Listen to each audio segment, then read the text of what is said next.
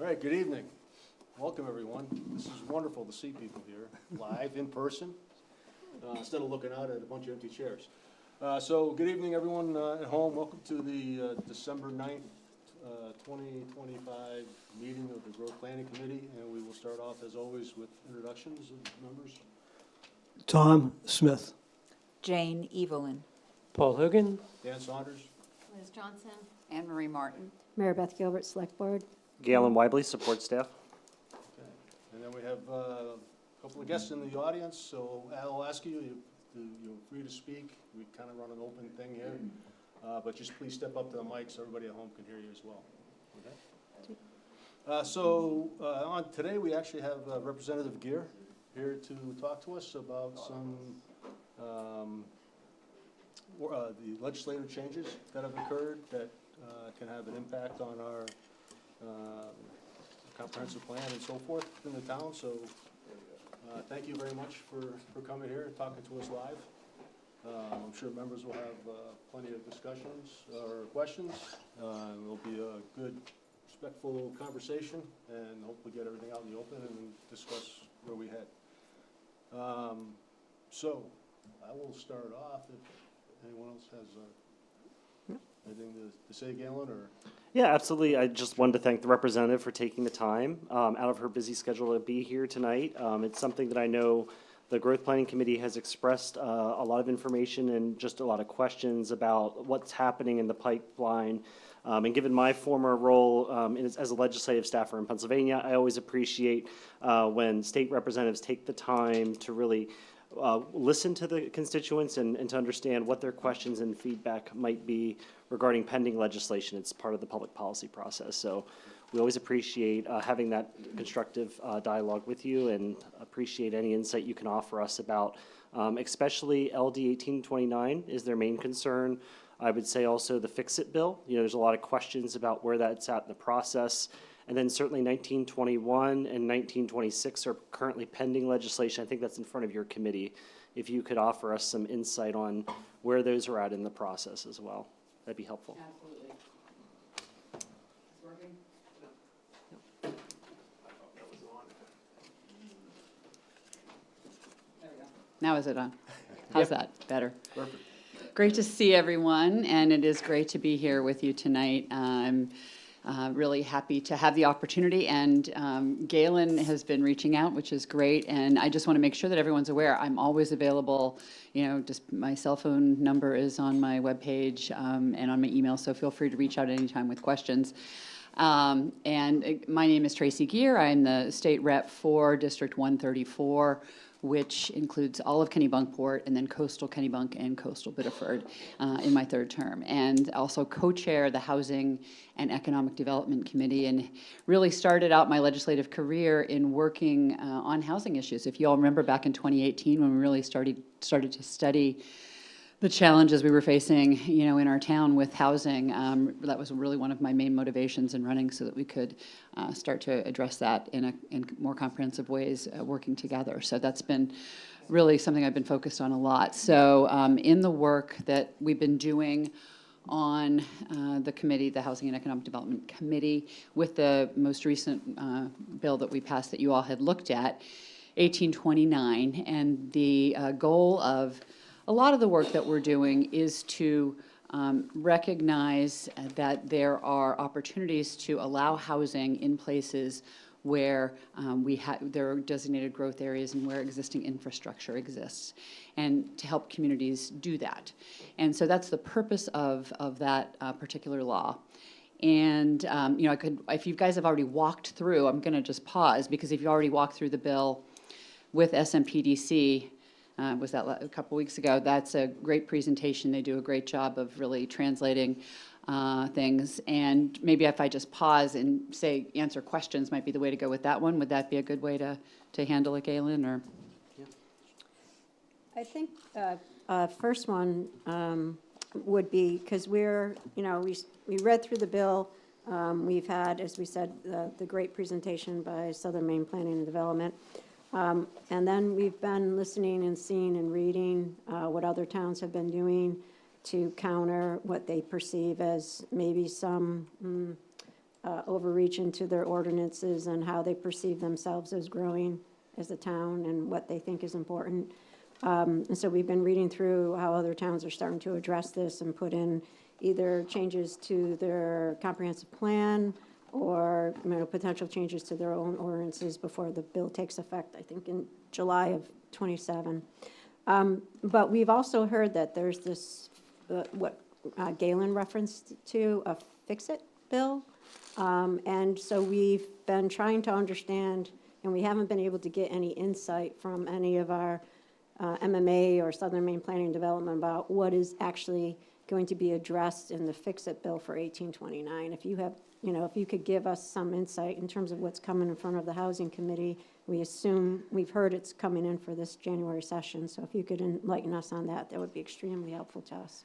And I would be happy to, if I had seen the bill yet, so I have not seen the bill, that will address some of the issues that have been raised. We will be hearing that bill in my committee, so as that bill comes forward, we'll be able to work together in that, on the committee with any changes that folks are looking to make. So at this point, we just simply don't have the bill in hand, so it's hard for me to speak to it.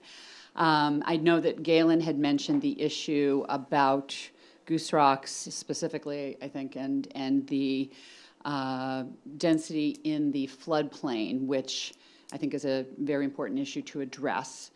And I think that will be part of the conversation. So I can't speak to what's in the bill, but the way it works in the legislature is that if a bill is presented and it's addressing a set of topics, we can always bring in additional things that are related, make amendments to the bill as needed. So definitely want to be looking at that issue.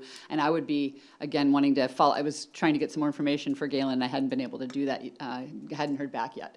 But it would be really interesting to me. He was very helpful in explaining to me the challenge that we face.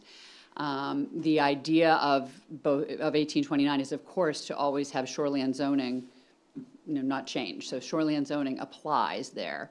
And then it's my understanding that with changes in the floodplain and with the additional coastal flooding that we've been experiencing, we need to be really careful about, additional development there. And so that will be, definitely we bring into committee experts who can make sure that we're clearly understanding, for example, where the shoreline zoning applies and if there is a risk of it not applying somewhere where it should be, and how that would also then potentially relate to a more broadly defined floodplain based on the updated information we're getting about coastal flooding. So that will definitely be part of the conversation. I would be looking for input, on definitely how we want to be working that and thinking about that in committee. So. Okay, that'd be great. And so I think you'll probably hear from the committee and maybe from some of the residents on some of the concerns of, from 1829, from what we've interpreted as, and you can help us if you think we're interpreting it wrong. But, just going back to that point, because we have heard about the fix-it bill, and I don't want to harp on it, but has there been certain categories? We don't know. What we're struggling with is we don't know if the fix-it is little tiny things or major things that are going to change the look and feel of the bill. So can you at least, is there categories that have come forward to your committee and you can categorize them for us, or? Again, I haven't seen the language in the bill. As soon as I get that language, I can definitely reach out, but I can't speak to that. I think maybe a different approach could be ask your questions and we can Okay. see, again, this is an ongoing process. We go back into session on January 7th. And then during the month of January is when we'll be scheduling the public hearings for all of the bills that we have before us, both the carryover bills and then new bills like this one. So that will be, public hearing. You'll be able to see and listen in on the discussion. I am as a committee, we're very proactive in making sure, especially when we're dealing with housing, that we get all of the issues out on the table for discussion as we're deliberating, because we've got to make sure to consider everything and move the legislation forward in ways that's going to work. So. I would say, obviously, one of the things about it, it's one size fits all. Mike? Right, across the. Make sure Thank you you. Sorry, close the microphone. sorry. Stepped away. It's sort of the one size fits all. And my concern, certainly being a waterfront community, the coastal community, the vacation home community, one where, 50% of the residents here aren't owned by people who live here year-round. That the LD 1829, it'll drive really just opportunities for more million-dollar housing. That's not going to do anything to support and provide housing for the people that work in our town. I mean, it's. So if I just restate your question, you're concerned that there will be development happening that will be high-end and not Yeah, available. Absolutely.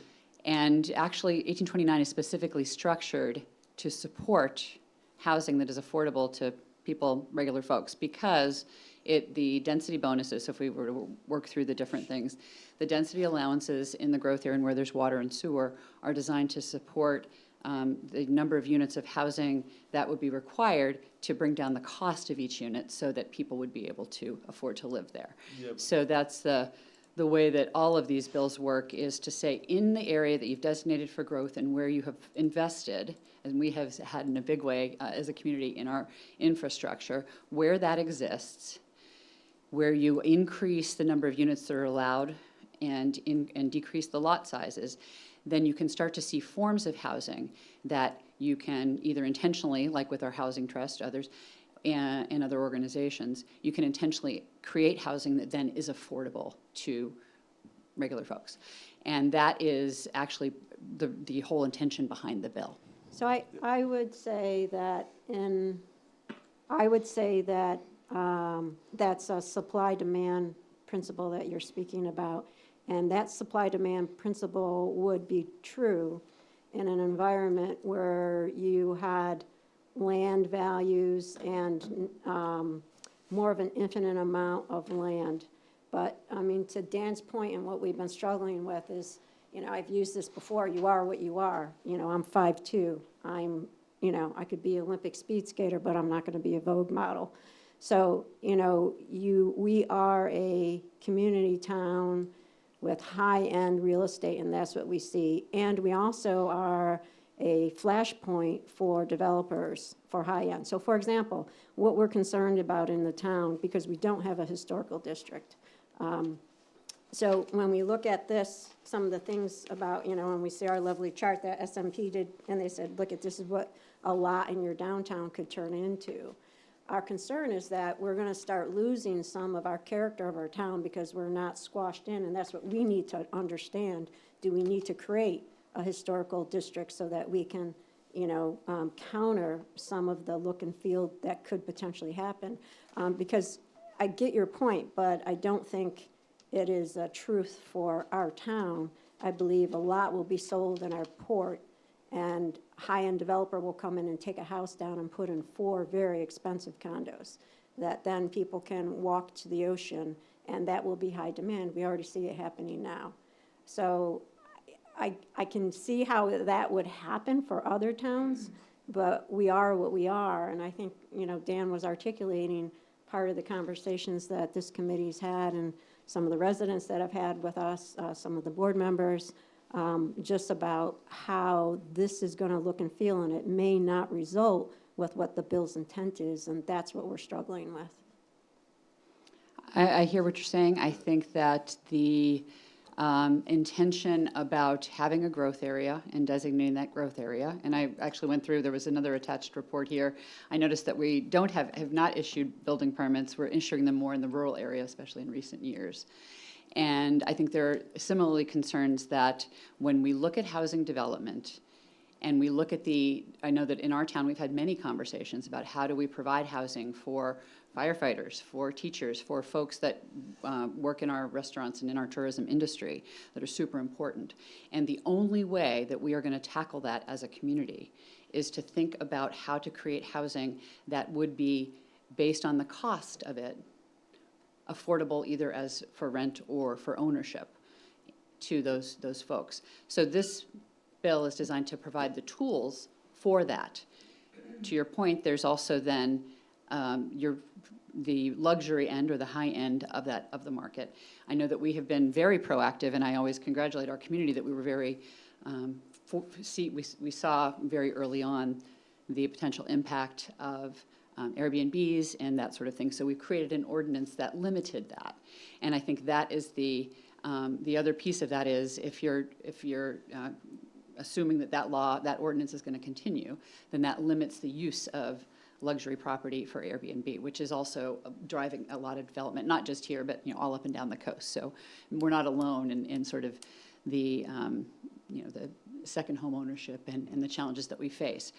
We have a free market in this country, and we have private property rights. So we cannot get rid of that and say you can't build here a certain kind of unit. Luxury and high-end is by definition high price and has a certain market that it's looking to attract. Is that market luxury condos? Maybe, maybe not. If we are strategic as a community, and this is what I hope that we will engage in moving forward, is more of the conversations that we have started to have around how do we work together to create housing that is affordable to downsizing seniors, to seniors who want to live in a smaller place closer into town, to young families, to teachers, to firefighters, to people that provide services to us in our community. And that is our responsibility, and I think that rather we can focus on that piece of it as well, which is how do we use this as a tool to do that. So, Which, I'll argue that's what this committee's been doing for the last 15 years that I've been on it, or actually 20 years, but last 15 years really focused on that. I hear what you're saying, and I appreciate that's the feeling behind this, but when I read this, that's not what it tells me. So I would really challenge the legislature. I guess I'm to just go back and look at questioning that. what in it is not allowing you to do that better. Yeah, all the additional housing to be built on a 5,000 square foot lot does not have to be affordable. But it can be. It can be, but it won't be Sure. in this town. No, it won't, because so you do the math. Math is unbinding and relentless. So you do the math on a property that we have here, a lot size. We've already run through calculations for some of the parcels here in land in terms of what it would take and look at for affordability. If the town or somebody does not give the land, it is against the laws of math to build affordable housing in this town, what the land price is. So if we start from that known truth, if this bill said, so if you said, okay, what do you need from us? Like, if your goal, if we're having a conversation and you say, here's 1829, and our goal is to get affordable housing, what in here don't you see that would engage affordable housing? If that's truly it, then we would come back and say, okay, we hear your premise on supply and demand. That doesn't work for our town because it's just going to bring a lot more people in from Boston, New York City, and there are going to be a lot more condos, and our downtown look and feel is going to change from Lord mansions to little tiny condo apartments, 14 on a lot that had one house. And then, so we don't agree with that premise, and we think it's going to do damage to our town. The second part of that is you're saying, okay, this bill is going to do something for bringing in affordable housing. And whilst we, to Dan's point, we all believe that that is something that, we would like to continue to work for. We have made improvements. We had the Heritage Trust in here for a while, and now we had, what's the other homes? Habitat in here. But again, it's really hard to do that in our town. And so you would say, well, what in this bill would have to change? And we would say, anytime you start to go down to this 4,000 or 5,000 square foot lot, it has to be affordable housing. And that's where supply and demand is not going to bring affordability in here. It's just going to give us a lot more. And so if you could say 1829, anytime you can put 4 units on, they all have to be affordable. And then you've got a bill that's going to bring affordability to Kennebunkport, but it won't unless probably somebody gives some land away to them, because no developer's going to come in and be able to do that unless something else happens within the housing market. But that's, and so then you say, what else have you guys been struggling with? And part of what we've been struggling with is what this explosion of growth can do to our town. For example, we've got this sewer study wastewater treatment plant study. Our growth permits and everything have been articulated to go forward on what is a reasonable amount of growth so that we can sustain it. Our taxes have been historically in a very nice spot. We'd like to keep them that way for affordability of our current workforce in our town. And so you look at that and say, okay, where do you go from there? And you have to just sort of stop on the growth side, because if you say we are going to allow 4 houses where 1 house was, and we're going to take away your ability to monitor that growth and the growth permits, and you yank them from us, then we can have an explosion. And then it pulls in our wastewater treatment plant, it pulls in how many police officers we have to hire, it pulls in maintenance workers. It takes our town on a growth trajectory that we haven't planned for. And in that, the state is not coming back to us saying, hey, if we're gonna up the ante and pulling your wastewater treatment plant by 3 years, we're gonna give you a bond or a bond rate of XYZ to alleviate the stress. And we don't see this in the bill, and I'm talking way too much, so I'm gonna let the other committee members talk. Was there a question there that you wanted to ask? It's more of a, we are sharing with you the dialogue that this committee has had over the last few months as we've been digesting 1829 and our twice-a-month meeting. And these are the questions. And if you're telling us that's what the bill is going to do, that is a summary of a feedback, which the committee members can agree or disagree with, of, I believe, what our conversations have been over the last 3 or 4 months. And it's feedback to you to say, it's not going to work here from what you're telling us, and we'd like you to reconsider some things and have that discussion with you. So I don't know if other members So I have just any wanted comments. to just have a quick response, because Sure. if we go back to 2003 and go back to the efforts that we're making statewide on the housing issue, one thing is to keep in mind that the same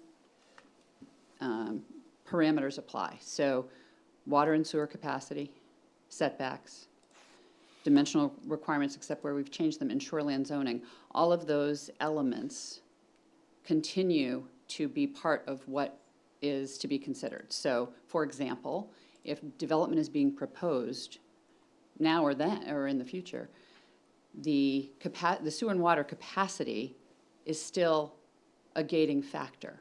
That doesn't change. So I just want to make sure that you're clear on that. This doesn't nullify water and sewer capacity as a deciding factor in allowing development. Just wanted to respond to that, because I want to make sure we're clear.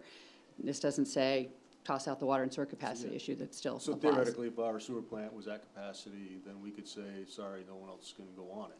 Correct. You'd have to provide some other way of handling the. And if, as a the waste. strategy, you wanted to say, we want to increase the capacity to serve this neighborhood where we want to build, affordable and attainable housing for folks, then you can do so. So that's still there, and again, the setback still applies. And the shoreline zoning obviously will always apply. I think on both LD 2003 and 1829, the key parts have been the ability that are concerning, or the ability to just build housing. Because I know that was part of it, right? If you build housing, sooner or later it'll trickle down, and we'll have affordable housing as well someplace, right? That is not the That's way the that way it occurs, but That's the way in my it experience. is, right? There's opportunity to build additional housing that's not affordable, that's, Supply and is demand. exceeding the zoning that the town has. So the state's changing the zoning to allow additional development of housing that does not have to be affordable, that we have to comply with. If I can In both speak, LD 2003 and Okay, sorry. 1829. if I can speak to the Sure. issue about affordable and attainable housing. Sure. There is nowhere in Maine, including in Caribou, I was just with the planner from Caribou yesterday, where you can allow housing to be built naturally, and the result will be affordable, technically affordable housing for people with low incomes, or even at this point, middle income, what we call missing middle or attainable housing. That has to be an intentional strategy of any municipality in order for that to happen, simply for the reasons that Mary Beth just described, because the numbers for a project to, what they say in the industry, pencil out, the reason why we get luxury development is that to make the numbers pencil out in terms of land cost and the cost of the project, is that the result is that then you need to be able to sell it for, I think what was today was I heard the median sales price for a home in Kennebunkport is 1.3 at the moment. So 1.3 million. So one of the reasons we continue to get luxury development is that developers know that they can make money on those projects. They pencil out, they can get them financed. Nowhere in Maine, maybe in the Allagash, I don't know.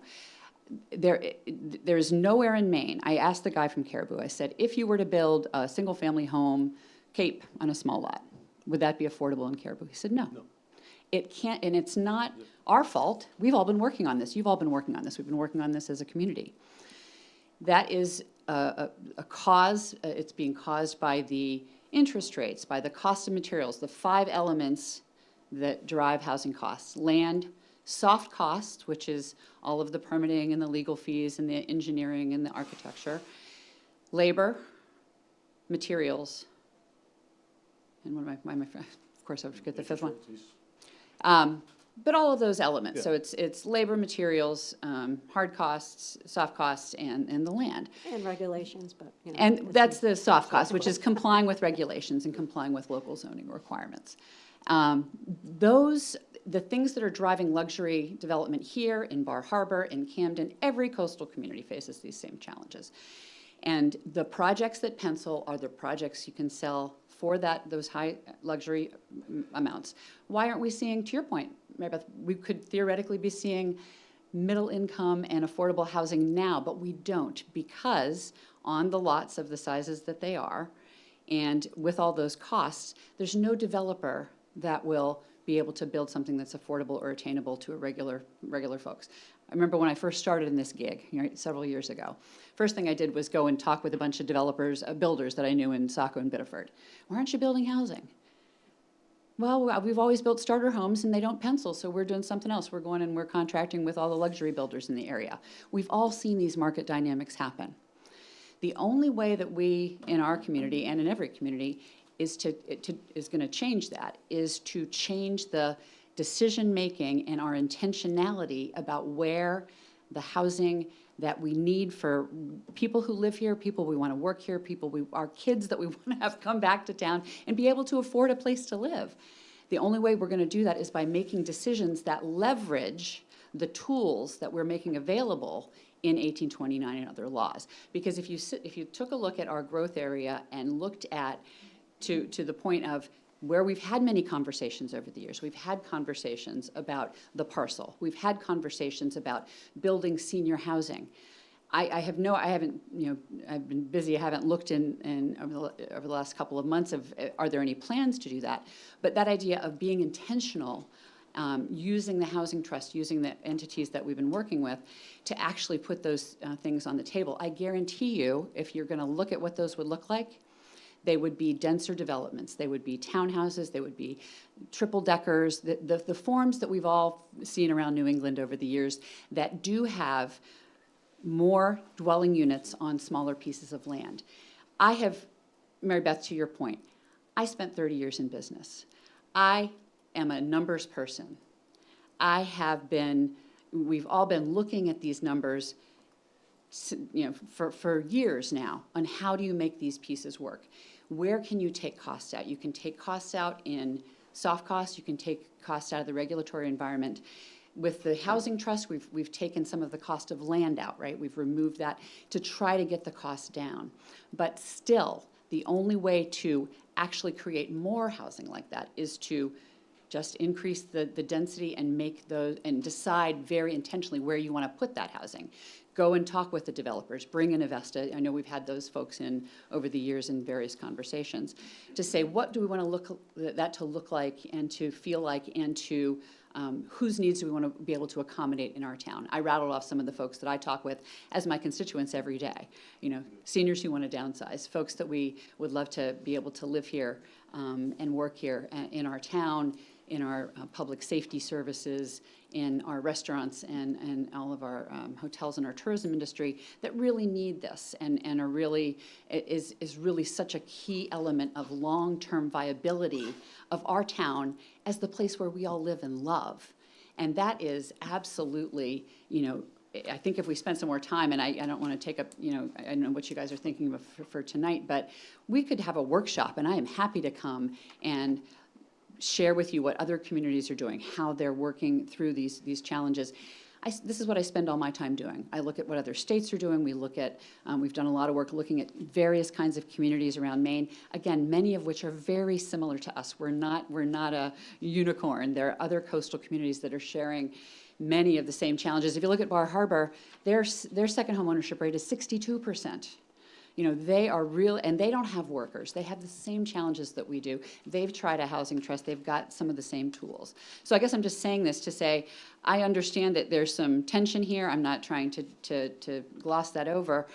Happy, anytime we can sit down, happy to workshop it and work it through and share some of the learnings that we, because I'm not doing this out of the blue. I mean, this is something that we spend a lot of time thinking through how to make work. So if we're thinking about 1829, and again, I don't want to talk over any of the committee members, so please jump in if you want to speak before I speak again.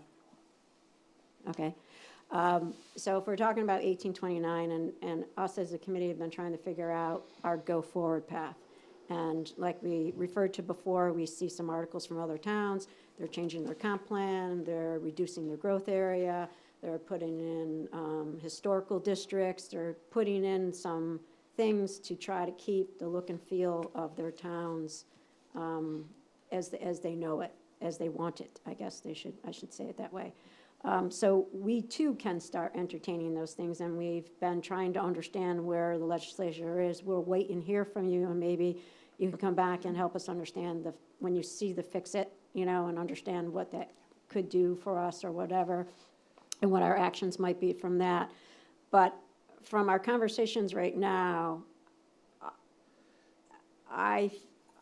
we'll talk as a committee, but and as a community, but I still don't see, if the legislation stays the way it is, I don't see the affordability part being, this as a help for affordability in our town. I see it as a advantageous, transformational thing that could happen to some of our properties where we, as you pointed out, do not have permits for growth because we don't have a lot of land, but I could see a lot of tear downs happening like we have at the beach. People can start coming in here and tearing down, take down one house, put up four. There's, as you said, that will pencil out for a developer very quickly. And that's what I think the majority of our group here has been concerned about. So, I'm struggling to say, okay, if the bill is going forward as is, and then the fix-it may not approach that. Like if you came back and said, oh, part of the fix-it is you can only do these density improvements if it's affordable housing, then that helps us. Then we're like, okay, that will change the dynamics of what would happen in our town. But if that's not the case, and it's an open market, free market for this density, then I believe us as a committee have to go and put some changes in place and bring them up to the select board and try to either change our comp plan or change our ordinance or change both to try to make sure that we maintain a feel of that Kennebunkport stays Kennebunkport in a feel approach. I don't know, other committee members that haven't spoken, if you want to say anything or. Well, I see a problem with the growth area as it is in Kennebunkport and increasing the density in our growth area, which is really the downtown area, which is what people come to Kennebunkport for. They like the small town sort of atmosphere of downtown Kennebunkport. So, in terms of, we have a transition area, and actually a lot of the growth that's happened recently has been in more of the transition or rural area of town, the new homes, the new development. So transition to me means change. Maybe we should be changing our growth area, and even though there are areas not currently supplied by sewer, which is sort of part of the definition, maybe we need to expand our sewer to what is now considered transition area. But is the state going to help us, as Mary Beth had indicated previously, are they going to help us with the costs that we might have in order to be able to do this sort of thing? I would say two things. One thing is, absolutely, every community in Maine always has the option to revisit their comprehensive plan and their growth area. And I personally believe that this is something that is actually really important, and this presents an opportunity to do. Because the growth area, by definition, right, is the area where you intend growth to occur. And I would venture to say that the current definition, the current map of the growth area in Kennebunkport isn't really that, because we don't really intend growth to happen in, I'll use that, I don't mean this in a negative way, but the big blob that is the growth area, right? There's sort of a big area around that extends pretty far out that is growth area. I think this bill, and generally as we think about this moving forward, it is an opportunity to say very intentionally, where do we envision growth to happen? Are there historic resources we want to preserve and should designate as such? But I think that's absolutely a key. And the other key thing that's really a huge factor for us is the shoreline zoning. Because as we know, the flooding that we've seen is going to really, you know, kind of prevent a lot of the sort of rampant kind of stuff that Mary Beth, you're alluding to, from happening in the Dock Square area, because it's simply, you know, there's going to be an issue around the flooding, and again, that's, I have that on my list to make sure we're covering. So that's a point well taken. I do think that, so that's one point that I would say in response. I will say that the other piece is thinking then strategically, and again, I think every community in Maine needs to be doing this. I know we've been thinking a lot about where do we want to invest in infrastructure, roads, water, sewer, right? Because it's an expensive thing to do. And if in that reconsideration of looking at intentional growth, it makes sense to say, where do we want to invest in expanding or changing what areas are reached by water and sewer? And do we prioritize those areas for growth as opposed to areas you know, that might be more sprawl-like development out in the more rural and or, you know, transitional areas? I think that's a really important conversation. I know that many constituents that I speak with are very conservation-minded, and I think that finding the balance between housing and conservation not being at war, but really looking at how do we preserve our environment and all the great work that the Conservation Trust is doing, where we've got, I think now 30% of our land conserved. How do we focus the growth in a way that's going to be preserving the historic nature of our town center, and then also, you know, then making sure we're maximizing the capacity utilization of these very important infrastructure investments that we all as taxpayers make in our town. And I think that's something that we haven't really done anywhere in Maine, again, because our laws don't require it. And if you go to Michigan, I've been talking a lot with folks in Michigan, they do a whole training around asset management that is sort of more than what we do. So I think that, yes, so I would say yes, I think this is an opportunity to make sure that the plan that we have aligns with what makes sense and what allows us to take advantage of the tools that are here in 1829 and some of the other laws to then make possible the kind of development that would be affordable and attainable to folks. And I always say this to folks, I am happy, and I said this back when we had the growth planning, I can't remember if it was one of the boards, had some of the affordable developers come in and talk about how to do that. Yeah. I think it might be a good time to do that again, because the idea that it's just going to happen, it's never just going to happen. We have to intentionally decide to say, are we going to make some income restricted affordable or affordable housing available, and how do we tackle this really thorny issue of middle income housing? It's an issue not just here, not just in Maine, but all over the country, and it's the same set of issues.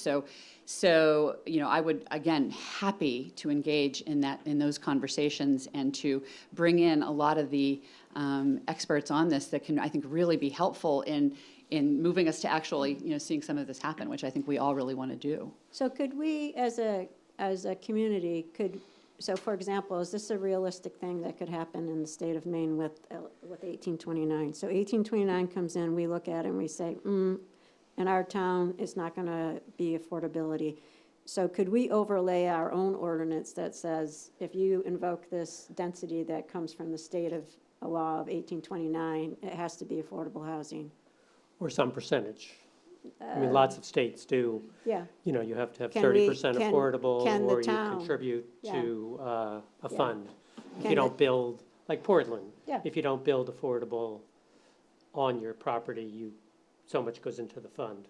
And yeah. the town I uses mean, the money for, You're talking about inclusionary zoning. yeah. Yeah, I'd rather see them build affordability than a fund, but is that something that, because I think that's where we're still struggling with my one question would be, when you guys were thinking about affordability and you look at the state of Maine, would you hone into one area instead of making this 1829 bill go across the state? Would you say, hey, this is a strategic area for the state to grow, it's centrally located, it's got a lot of land, and we're gonna go put some money and grants in there, and we're gonna build affordable housing, and that would start a growth versus the spray and pray 1829 that, increased density in it and affordable housing shall come.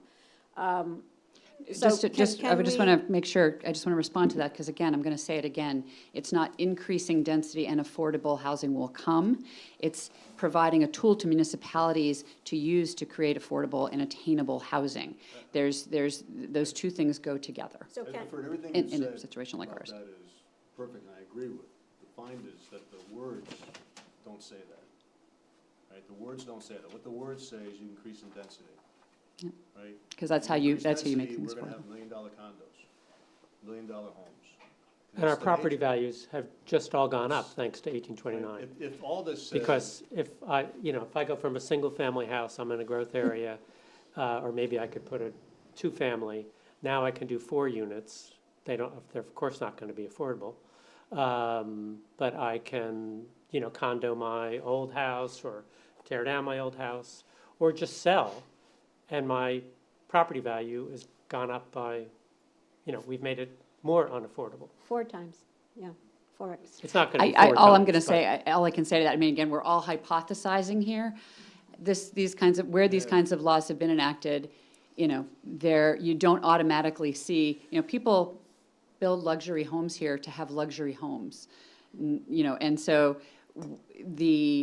I can't respond because this is a hypothetical. I will say that, again, happy to sit down, bring experts in who can speak to this in a focused conversation, and happy to do that To at that any one given point, at any though, time. to that one point, is that in the art of the possibility about, we come in with our ordinance that says if you're gonna enact 1829 density, it has to be affordable, some portion of it has to be affordable housing. Will our home rule, could we come back with home rule and say, if you're gonna do this 1829 density, you've gotta do affordable housing? Or will we be penalized by trying to overrun a state rule? We can definitely discuss in committee again, there already is a density bonus for affordable housing in law, right? So there's the 2.5 density bonus Right. if you're building technically affordable housing. Right. That already exists. I think there is a very healthy debate, again, not just here, but around the country, about any other way to do this. And I hear what you're saying, that if you're a community and you're sort of saying, this doesn't apply to us and we want to do it in a different way. And the only assertion that I'm making back is that I don't think those two things are mutually exclusive. I think we can have a conversation about both. And absolutely can discuss this in committee. Like I said, I haven't seen the other bill and will absolutely forward it as soon as I get it. Right. Yeah. Tracy, I did have a follow-up question about the 2.5 density bonus for affordable housing with LD 2003, which we've implemented for the town. With these potential changes that we are looking to hopefully comply with the law, with LD 1829, changing our density down to, in the growth areas, to 4 potential dwellings on a 5,000 square foot lot. Can a developer take advantage of that 2.5 times density for affordable housing if they go on a 5,000 square foot lot? So not just having 4, but 2.5 times that amount, they can. Yes, so again, back to the making the numbers work for affordable housing developers, that 2.5 density bonus applies to the allowable density on that plot. Okay, it wasn't clear to me. I wanted to make sure I understood that correctly when I was looking at the legislation. Again, as Thank you. long as you're following setbacks, the dimensional requirements, the shoreline zoning, and water and sewer capacity. Yeah. So again, all those things still apply. That hasn't changed at all.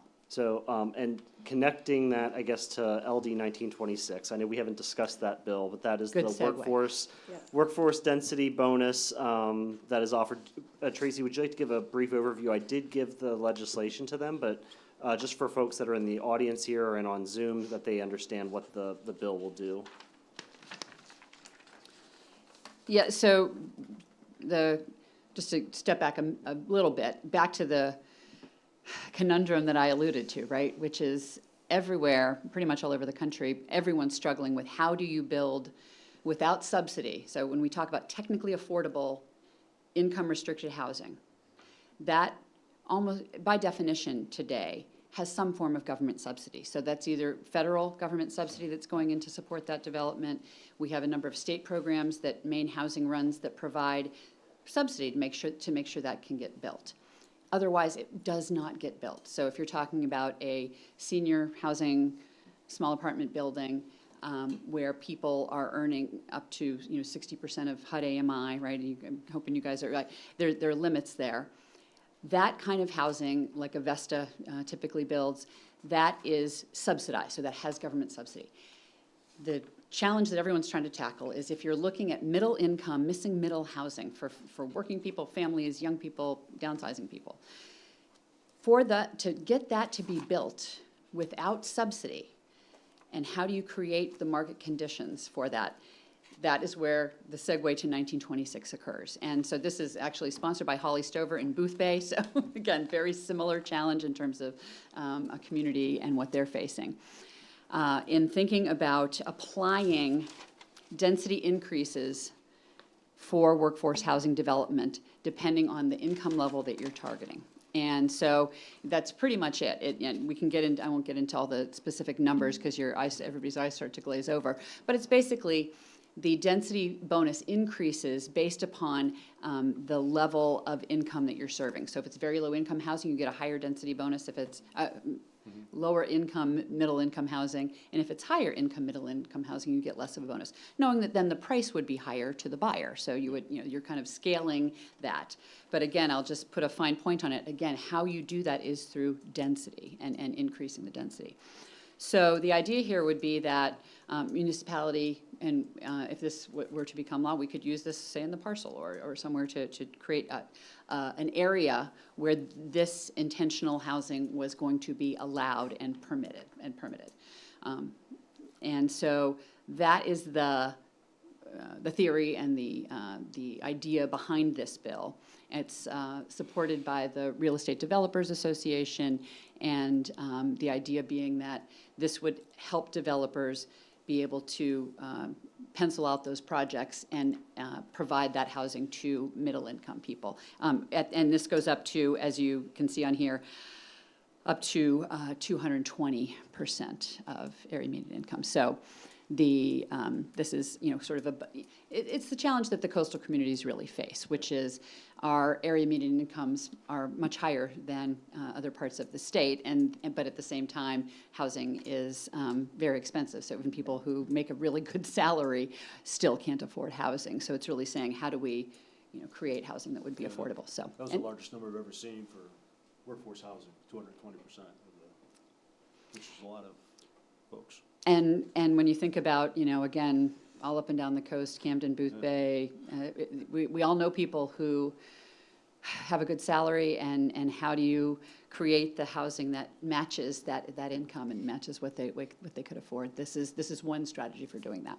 Would this not override then 1829 in terms of its intent? It So seems the- like this is actually, has That's the a tool language. that can help us. This is the tool that would get the workforce, this would get us, to Paul's point, you know, this will further increase our property values and market values, which will make affordability harder.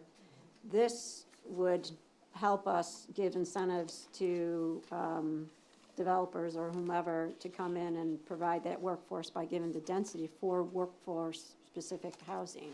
So we're hearing this bill, we have a work session scheduled on this on 1926 tomorrow in committee. And this is exactly, I smile a little bit because this is exactly the discussion that we're going to be having, which is how does this fit with the law as passed, and then how can we, and we're going to be hearing from more communities and how this is working, how this could work as from a developer's perspective and others. So we're going to be talking about it tomorrow. I encourage folks to tune into the work session as we hear from folks. And yeah, and so back to that idea of intentionality, being able to say intentionally, where do we want this to happen in a community? For example, if we were to do an amendment or reconsider some elements of our comprehensive plan, we could intentionally say, in this area, we're going to be targeting the building of homes for certain income levels and how we want to incentivize that. So I think that- could be great for that. That's a key word, intentionality, because that we certainly could do. LD 1829, there's no intentionality there. It's a mandate that this is what we're gonna have to do with our lots on our growth area, and this is the size they have to be, and then in non-growth areas, but they're served by sewer and water. There's no intentionality by the department, it's all by the state, that these are the requirements you're gonna have to meet, and it's not for affordable housing specifically. So that's really the rub. And I would challenge you, going back to your other representatives, and talk about that. If you had 1829 and 2003 were all geared towards and specific for affordable housing, there's no issue here. We'll figure it out and make it work. But it's for anything that's not like that. You got any place that's on the water or inland that's on lakes, it's gonna cause, I think, a lot of problems with those towns. That's just my piece. And I think it's an important part you mentioned. I mean, the affordable, you know, the neighborhood housing trust, right? They sent these around yesterday. I don't know how many people got these. But I wanted to read a key piece here. It said, this June we broke ground on Land and Woods, a new neighborhood taking shape on Beechwood Avenue in Kennebunkport, made possible by a generous land donation from the town. The project will welcome 6 families by early 2026, each home priced at or below $378,000. And reserved for households earning no more than $110,240. But they're looking for donations because the cost, you give them the land, but the cost of the structures themselves are greater than $348,000. And the state So, already came in I mean, too. 1829 on top of and that. 2003, and all these go about trying to solve the land piece and maybe the bureaucracy piece. But the piece of the cost of labor and materials and all the rest is somewhat out of the state's hands, right? It's Out of more all of our hands, yeah. macroeconomics. And I would just to emphasize Mary Beth's point there, that that project was also made possible by an affordable homeownership grant from the state. So again, there is subsidy going in, and that is at the lower income restricted level to make sure that those homes are available to Which is folks great. at that level. Yeah, So. you do with that, that's yeah. wonderful. And it would be interesting, I think a great part of a discussion would be to have, Executive Director Larissa Crockett in on that conversation, because when we talk with folks like housing trusts and affordable housing developers and managers, including, organizations like Westbrook Housing, the various housing authorities that are developing a lot of housing around the state. Again, the way they're in the numbers all the time of how to make that work. And it would be, I think, a great addition to a conversation to have Larissa there, because she knows how difficult it has been to build duplexes, and this is just duplexes, so that's 2 units on a lot, right? Even with a duplex model, it's still $378,000 per unit with subsidy in there. So again, you're even calling out, like, again, if there were 4 units there, if it was a quadplex, and the quadplexes are a very common type we're seeing all around the country in lots of rural areas as well, that can, again, all the infrastructure costs, the site work, the, most of the cost of a building is in the shell of the building, right? So you're creating one shell as opposed to four. The driveway, all of that stuff that adds so much to the cost of building by, in that example, if Larissa had been able to build 4 units per, and I can't speak for her, so she's probably rolling her eyes somewhere, but if you were able to do that, then again, the cost per unit comes down. Sure. So, yeah, so I'm just, that's the number piece of it that I think is very relevant for our efforts with the Housing Trust and the other things that they could be doing in their next project, for example. So with LD 1926, Representative, does that apply town-wide, or is that only in the growth areas? So 1926, and again, we'll be discussing it tomorrow in terms of the specifics of this, but the idea is that a municipality would designate a project, a development for that, where this would apply. So it's not sort of saying, that there's a growth area application. It would be more specific than that. But it would be town-wide, it's not designated just to the growth area like the You could put it in. LD 1829. So say, just to, Yeah. again, total hypothetical, but say we were to say, we want to do a 1926 type project in the parcel at the front end, on this end of the parcel, as an example. Like, that would be a case where you had something where you wanted this to happen. And it could be a zone, so it could be, as if you were looking at a zoning map, it could be like again, I can't remember what our zones are called, but, it could be in a sub part of a zone that we were designating it for this kind of middle income housing development. And that was part of the vision. If anybody else who was with me, I think we were all together there in 2018 in the Consolidated Gym, where we had that kind of a neighborhood vision with a lot of diverse housing types that were as part of that the village parcel visioning exercise. That kind of intentionality is kind of the kind of thing I'm talking about. So if it's a town-owned parcel or a municipal, tax acquired property, that's one thing.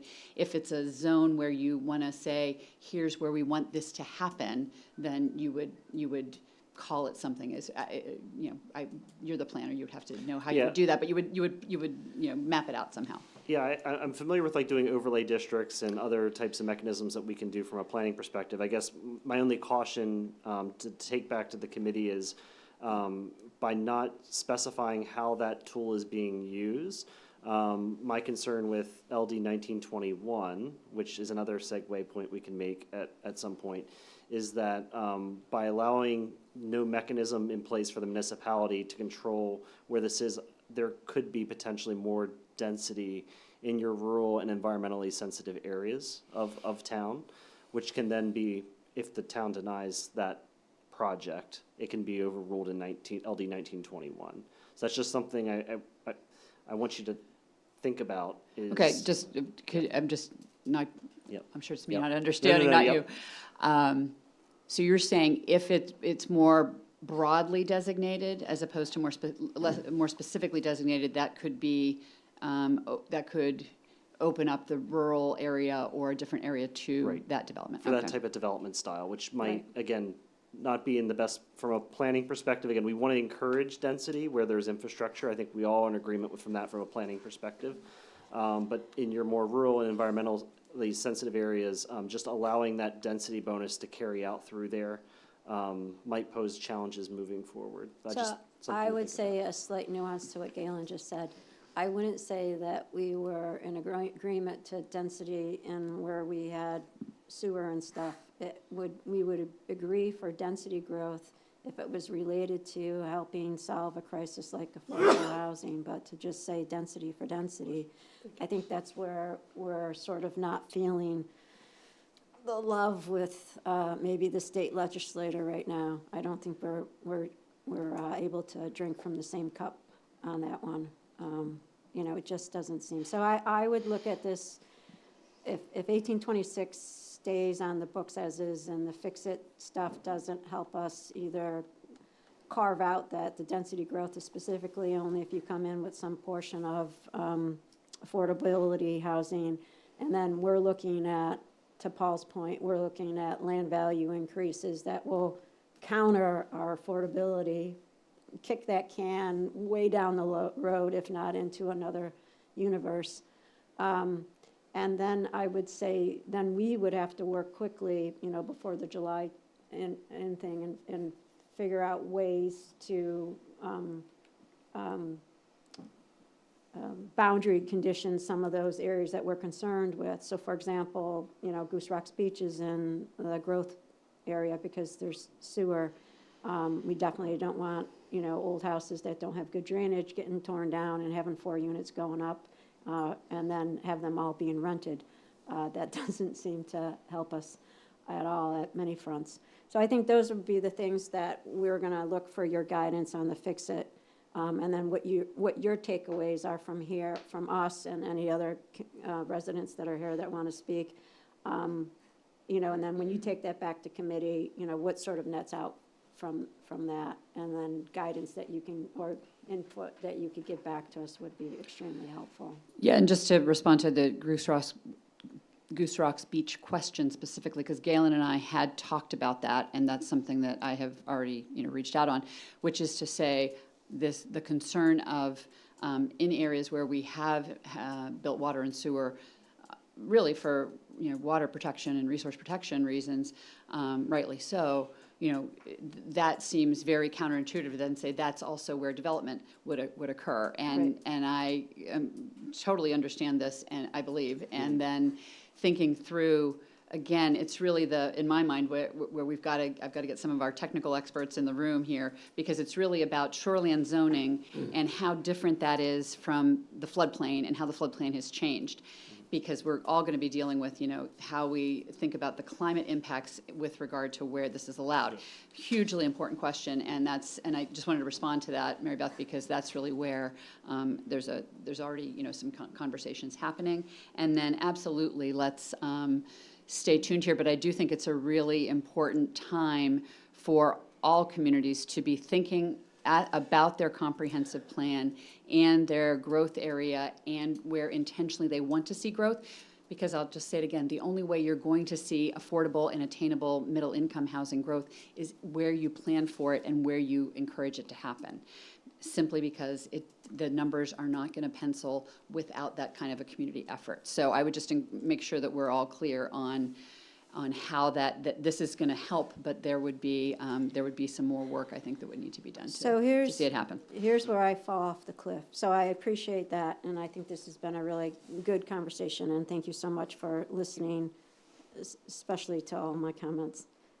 The committee's been a little quiet. But so now, going through all that, where I go like way over the cliff quickly and lose my head is on 1921.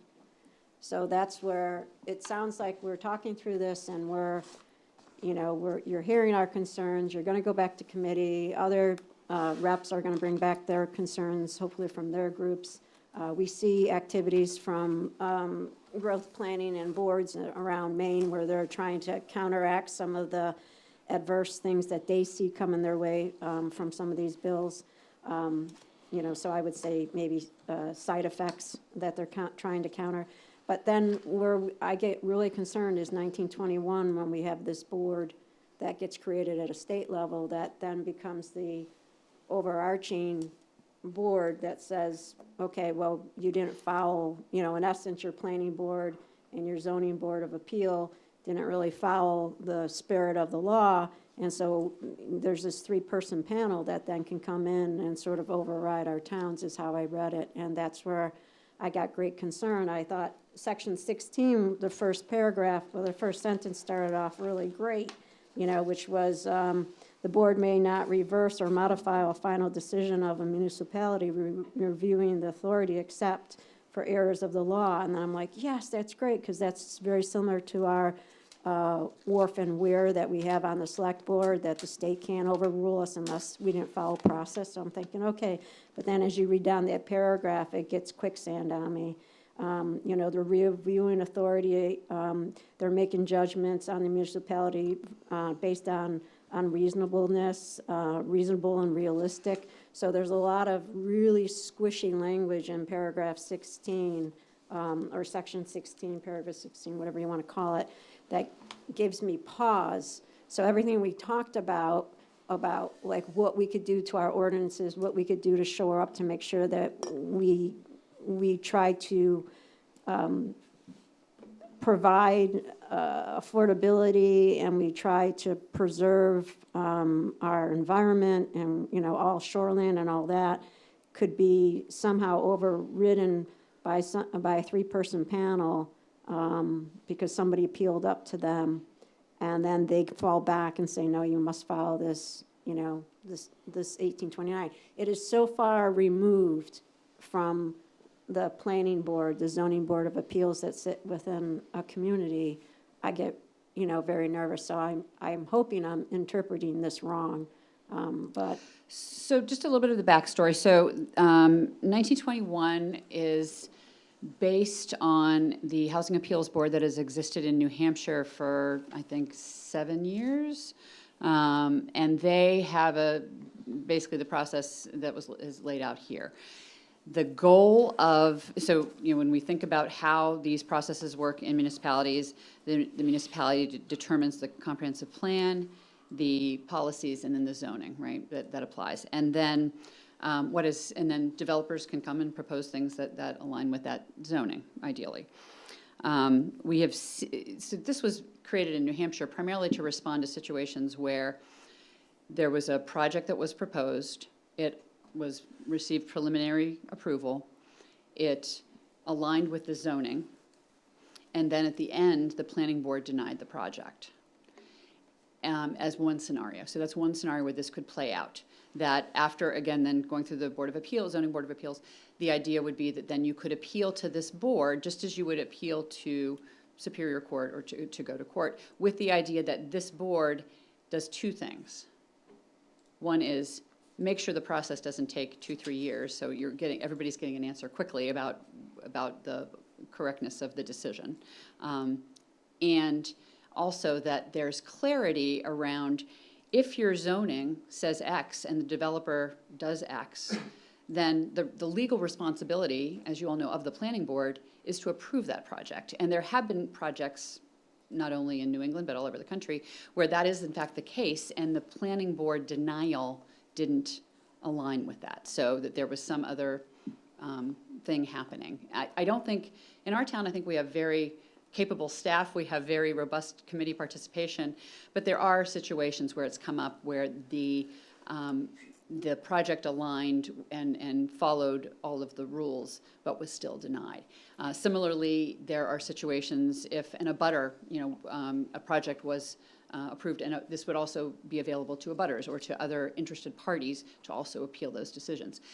The goal of this is to, really expedite the process and also make sure that no one can sort of run out the clock and kill projects. So a lot of good affordable housing projects have been really stymied because, there have been endless appeals that have then drawn it out 2, 3, 4 years. The financing falls apart, the project falls apart, doesn't happen. So the idea of this is to make this available to various parties, and also then I think what they've seen happen in New Hampshire, which is, I think, a very positive outcome. It makes sure that municipalities focus on aligning their zoning with their comp plan, and that making sure all the policies and everything lines up. There are a lot of places where, that's not always happening. And so I think, again, we're a very well-resourced, capable town. That idea of that disconnect not being there is key. But I think that's what they've seen happen in New Hampshire. It really incentivizes everyone to be clear in your ordinances so that then the projects that are being proposed actually align. Are these 3 people on the panel essentially volunteers? So they would be, and this is where we are, working on this bill tomorrow as well in committee. The idea is that they are experts Right. in Two this of them field. anyway. So, yes, so you've got, the idea would be that they would be paid, there would be, we have other boards, like the Workers' Comp Board, for example, they have lawyers that specialize in this area, and we pay them to hear those cases as they come up. So, it might not hear a lot of cases, it might hear, in the beginning more, but they tend to, as they've seen in New Hampshire, it sort of declined over time.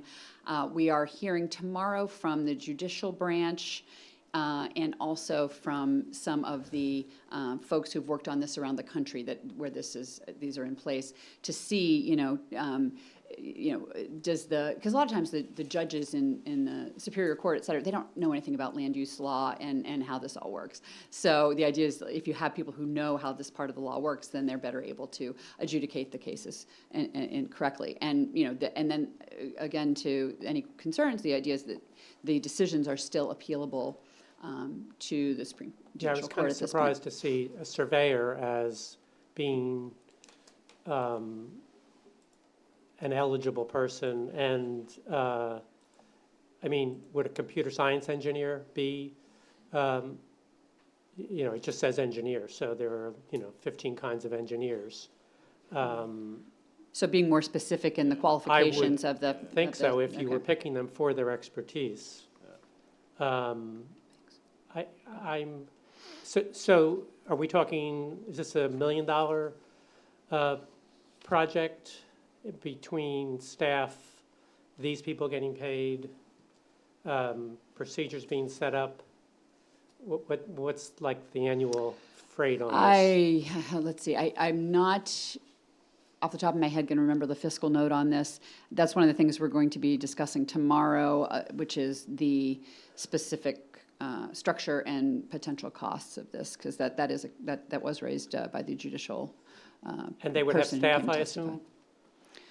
assume? Typically, in this kind of scenario, there would be like one staff person assigned to set up meetings, make sure everybody has the materials, set up the Zoom, et cetera, all that So stuff. then the developer goes in, he files a brief or whatever you're going to call it. It's a quasi-judicial thing, and the town then has to file a brief with its arguments, I assume, Yep. telling why they decided what they decided. So that's additional cost, obviously, for the town and for the developer. As it would be if you went to court, so same, yeah, the idea I is that understand, this yeah, would you be- always judge that when you decide. Sure. If a developer loses, does the town get reimbursed? I can see under this kind of scenario that, I'm much more likely going to appeal if it's going to be shorter, so I'm going to go for everything I can try for, and, the reasonableness standard, which I was not familiar with, I never did civil litigation, it was only 51%, the preponderance of reasonableness or something like that. I was not familiar with that term, but these are difficult decisions many, many times that boards wrestle with, and for their reasonableness judgment just to be overturned by a 51% margin is not very much. It's not like, there's no benefit of the doubt given to the board that it might have acted reasonably. I looked up that standard, I was not familiar with it. So it seemed like a very, very easy, like if I was on a planning board, I'd be like, why am I going to serve on a planning board anymore? I'll go do something else useful with my time. I've noted that down, and I think I'll make sure to ask that question. The folks that I've spoken with in New Hampshire did not find that to be the case, but, I hear what you're saying, yeah. Yeah, I So think we'll raise that in question. that one, I think that's where the language here is, so in listening to how you described it, having a subsection of a judicial area where it's people that are experienced in land use, and would bring that to the table, I could buy it. I hesitate with Paul's comments about cost, in terms of, that's always in the back of all our minds, or most of our minds. But, this to me is no different than, I would ask to look at the waif and wear for a select board. And what I mean by that is, the select board, when we had a waif and wear issue come before us, we basically serve as a judge panel for the state. We're the ruling body for that. We Can you make just a- clarify? I'm not familiar with that term, waif? Wharf and wear, the wharf and wear. So for somebody wants to put a dock in the water, Wharf. wharf. It's Yeah, a New York sorry. accent. Yeah, New York accent, sorry. You want me to say radiator? I get nailed for that one, too. And it's wharf and where? Yeah. So it's. Wharf and Weir. Weir. Weir, Thank you. Got yes, it. you're welcome. Got it. Thank sorry. you. I'm sorry. I just I'll- wasn't. I'll translate. Things weren't computing. That's what I said. I don't know. That's what I've been saying. We're both from Pennsylvania, maybe I'll just translate. Okay. If I break into Pittsburghese. Yeah, Galen All right, might- so I think, so what happens on that one is the select board makes a ruling. They're basically, so I would say select board would be synonymous with the planning board or the zoning board of appeals in this land use case. And then, for example, then if it gets appealed, when it goes for the appeal process, the only lens they look at is, was the process followed? That's the only lens. There's no test of reasonableness language. There's no, anything like that. They don't get into the shorts of the decision of those boards, to Paul's point, because they are so far detached. And that's where I get concerned about is this board up at the state, if they're not looking at just the law functioning process, then I think we're broken, or we broke something that actually works really good in the state of Maine. So, I can get your point. If somebody's dragging their feet and they're not, going through the process, everything you said, but that would be put into that way. This language here is way too broad. And the way that we read it from the municipality is basically, the state came in and created this panel. We may as well throw our ordinances away. All our volunteers on all our panels, you can go home, take up another hobby because this one's not going to give you any payback. So I think that's where we're looking for some support back from you and the other state reps to turn this into, if you do want to create a panel, just make it very lens-focused on procedural, not on content. So that's specifically, are you speaking specifically about the reasonableness?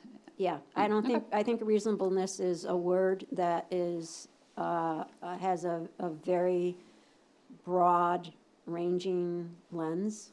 And I look at our, a lawyer that's on our committee who, can't define that. And then I've written a number of contracts over my lifetime, and that word has always scared me. And so note taken on that, and we'll make sure to address that. And then thinking about specifically, again, the intent of this is to say, follow your analogy about was the process followed, that again, this is what your zoning ordinance says, and this is then what the developer is proposing. And the idea here is that when the developers propose something that it follows all of that and it still gets denied, those are the decisions that have been very problematic. So this would be a situation where you're trying to say that if your ordinances, as they are written and that are being followed, then by law, that the planning board must approve that. And that's really where, so I just want to make sure that I'm understanding, because that is the process as it stated in layman's language, obviously, but that's the process that planning boards are supposed to follow. And there's just been some cases where that hasn't happened, that all those things were done, and there were some issues. And again, on the other side as well. So again, this process would be available to. Yeah, Don. I mean, But I hear you. I would just caution too, while we're doing all these changes, I would just caution from an implementation and a procedural point of view, that when we, start drinking from a fire hose, this is when things get missed, and then we could have some bad ramifications. And so this one, you know, if you said, okay, this one, I think you should drag your feet on a little bit and really, really air it out, because if we're just following suit from another state versus trying to really solve problems here, there may be another path to the sea to solve this problem versus what New Hampshire did, because they only have a little part to get to the sea. We have a much longer coast. Did you like that one? Oh, that was good. That was good. It would also seem, if the goal is, towns have not wanted affordable housing, they've zoned themselves so they can't have affordable housing, they just don't want that in their neighborhoods, and this is the remedy that's needed for that, then it would seem that this remedy should be catered, put towards the affordable housing problem, not toward someone, a developer who wants to build a $3 million subdivision per house, and him having this opportunity, or her, to, roll the dice and see if he can, go against the planning board and prove that they didn't act reasonably. And just to make and those sure, are though, the- I just want to, I always am just cautious to make sure that we're saying the same thing.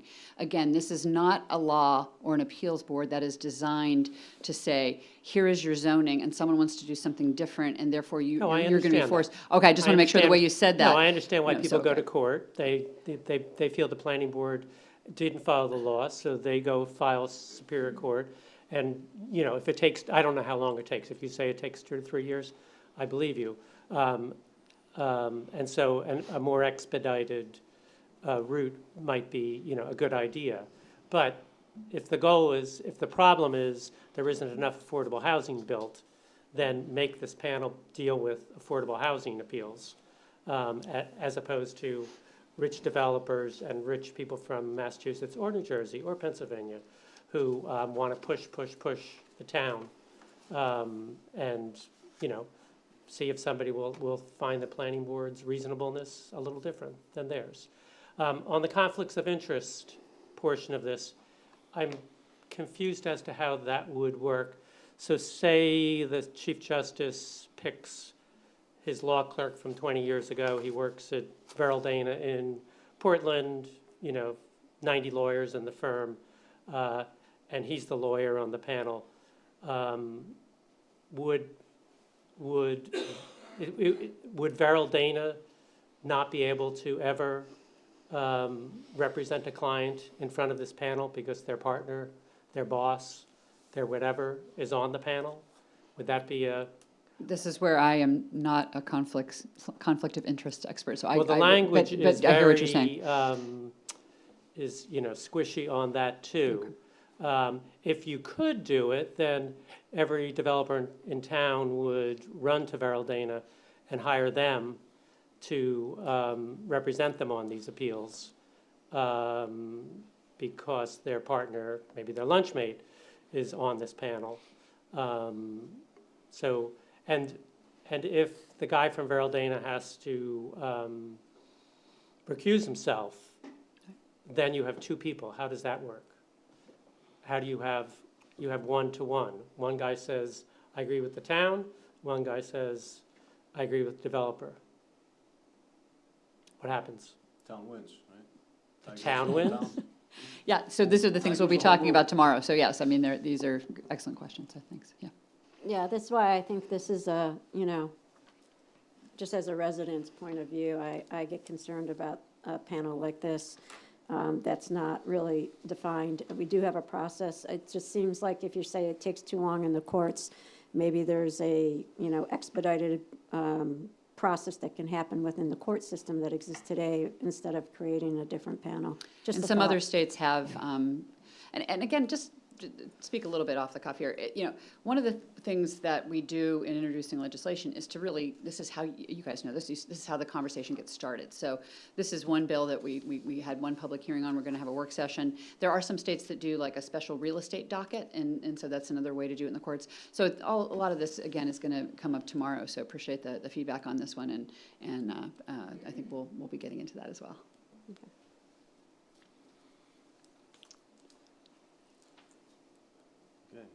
I had one more, and then I see an audience member. And I have chatted with you about this in the past, but I grew up in a town in New Jersey that a river went behind my house, headed out to the bay, often 20 miles from us. The town was there 300 years, 1620 or something. Never a flood, never a flood. And then the 50s happened, the 60s happened, the 70s happened, and everything was developed west of us, up the hill from us. The density, just got overwhelming. And then guess what happened? Our town at the bottom of the hill, much like Goose Rock's Beach at the mouth of all these little streams that trickle through town, flooded. When I was in high school, we used to row to people's houses and take them out of their second floor bedroom windows. The property values crashed. The town, the county, the state spent millions. It's unrepairable. It's unrepairable. In the storms 2 years ago, in January, it wasn't the oceanfront houses at Goose Rocks that were in trouble. It was everything in the back, because the more intense storms, all the water heads to the coast, the tide comes in, gets locked in there. All those housing values have, crashed. 20-30% of the people who flooded, they're all like, what am I going to do with my house? Am I going to raise it? Can I afford to raise it? So the higher the density in the rest of the town, that water is going someplace. I mean, we're working with drainage, but how do you put these large structures on 5,000 square feet and expect the water to do anything other than, head off the property? In the towns around where I grew up, now you have to keep all the water on your site. If you build an addition to your house, you put a family room on, all that water, it's calculated, it has to stay. If you have to dig a big,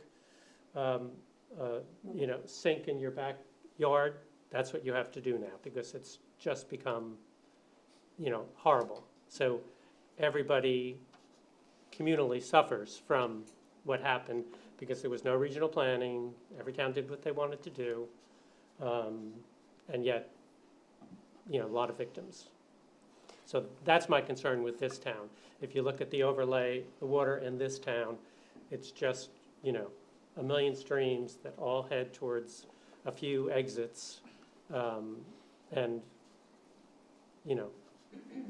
it's nobody's fault, but it doesn't wreak out for, more dense population, more dense planning. Just is not suited. And a lot of those people aren't in shoreland zone, they're far from it, but their water goes. Yeah, you can see it on the flood maps we showed a couple of weekends or meetings ago, which actually might take into consideration LD 1572, which was I can remember the had number. to do with sea level rise and the state having to different departments within the state to take in consideration what the sea level rise would be at 2050 and 2100. And that may be helpful for also defining what the future floodplains might be versus today. And I'm looking at Galen, because that's really where I'm curious as to the most recently updated floodplain maps and how those apply when we're looking at DEP and other regulatory. Have we said, yeah, we're at the most recent one that applies when you're looking at these questions? Yeah, so we did have a modification of our floodplain management ordinance, and so we will follow the most recent updated one that was federally approved. And certainly, I think the Growth Planning Committee has been, since the storms of 2024, They definitely have been we've been having this conversation for the past 2 years about stormwater management. And so we are not an MS4 community, but we definitely understand that we need to be more proactive in our planning efforts. So that is actually something that's on our agenda for later tonight, to have those conversations on how we're going to control stormwater for new development moving forward.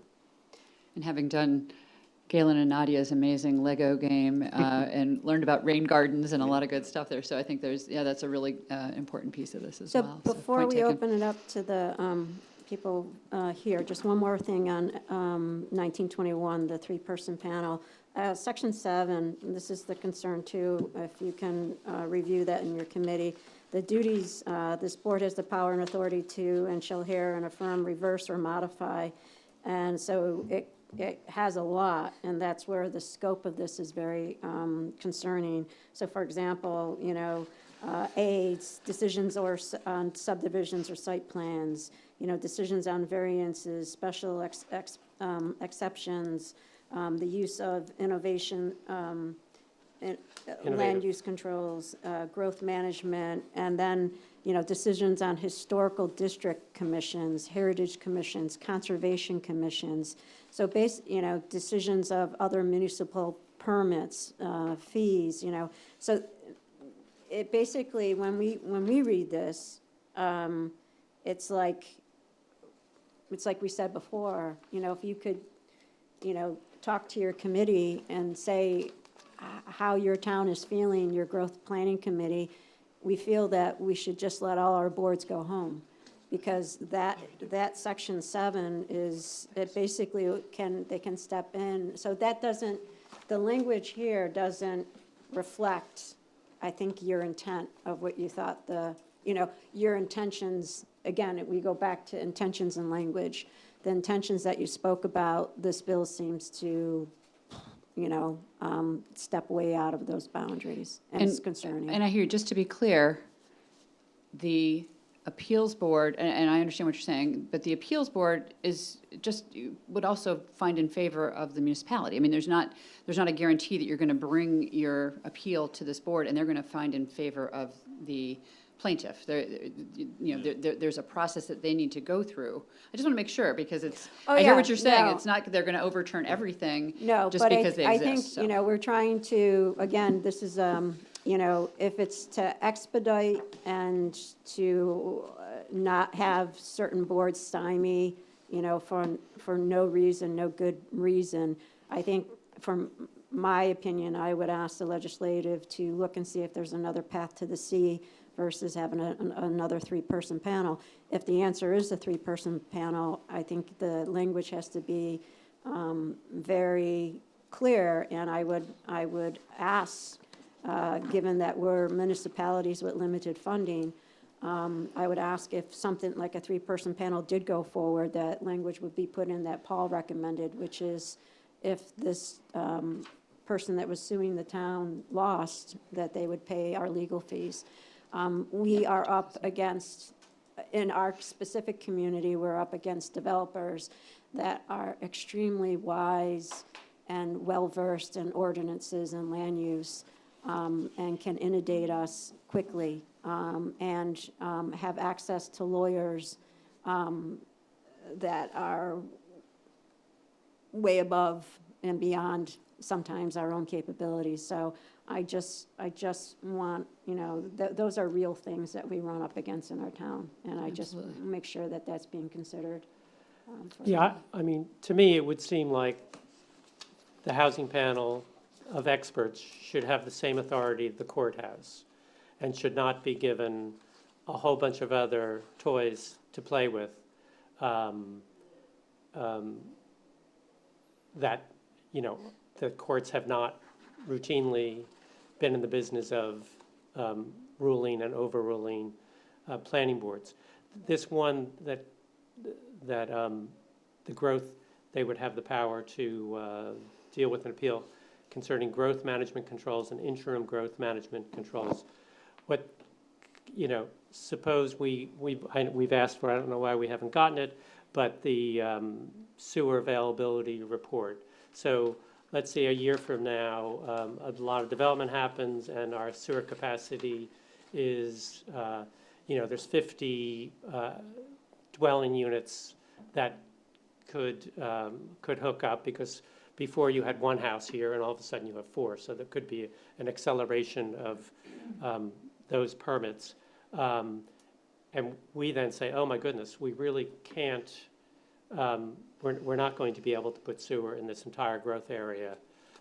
We have to look at our growth area differently because we have no capacity. Would we be under this one? The planning board says, we either take something out of the growth area because it's too far from the sewer or too expensive.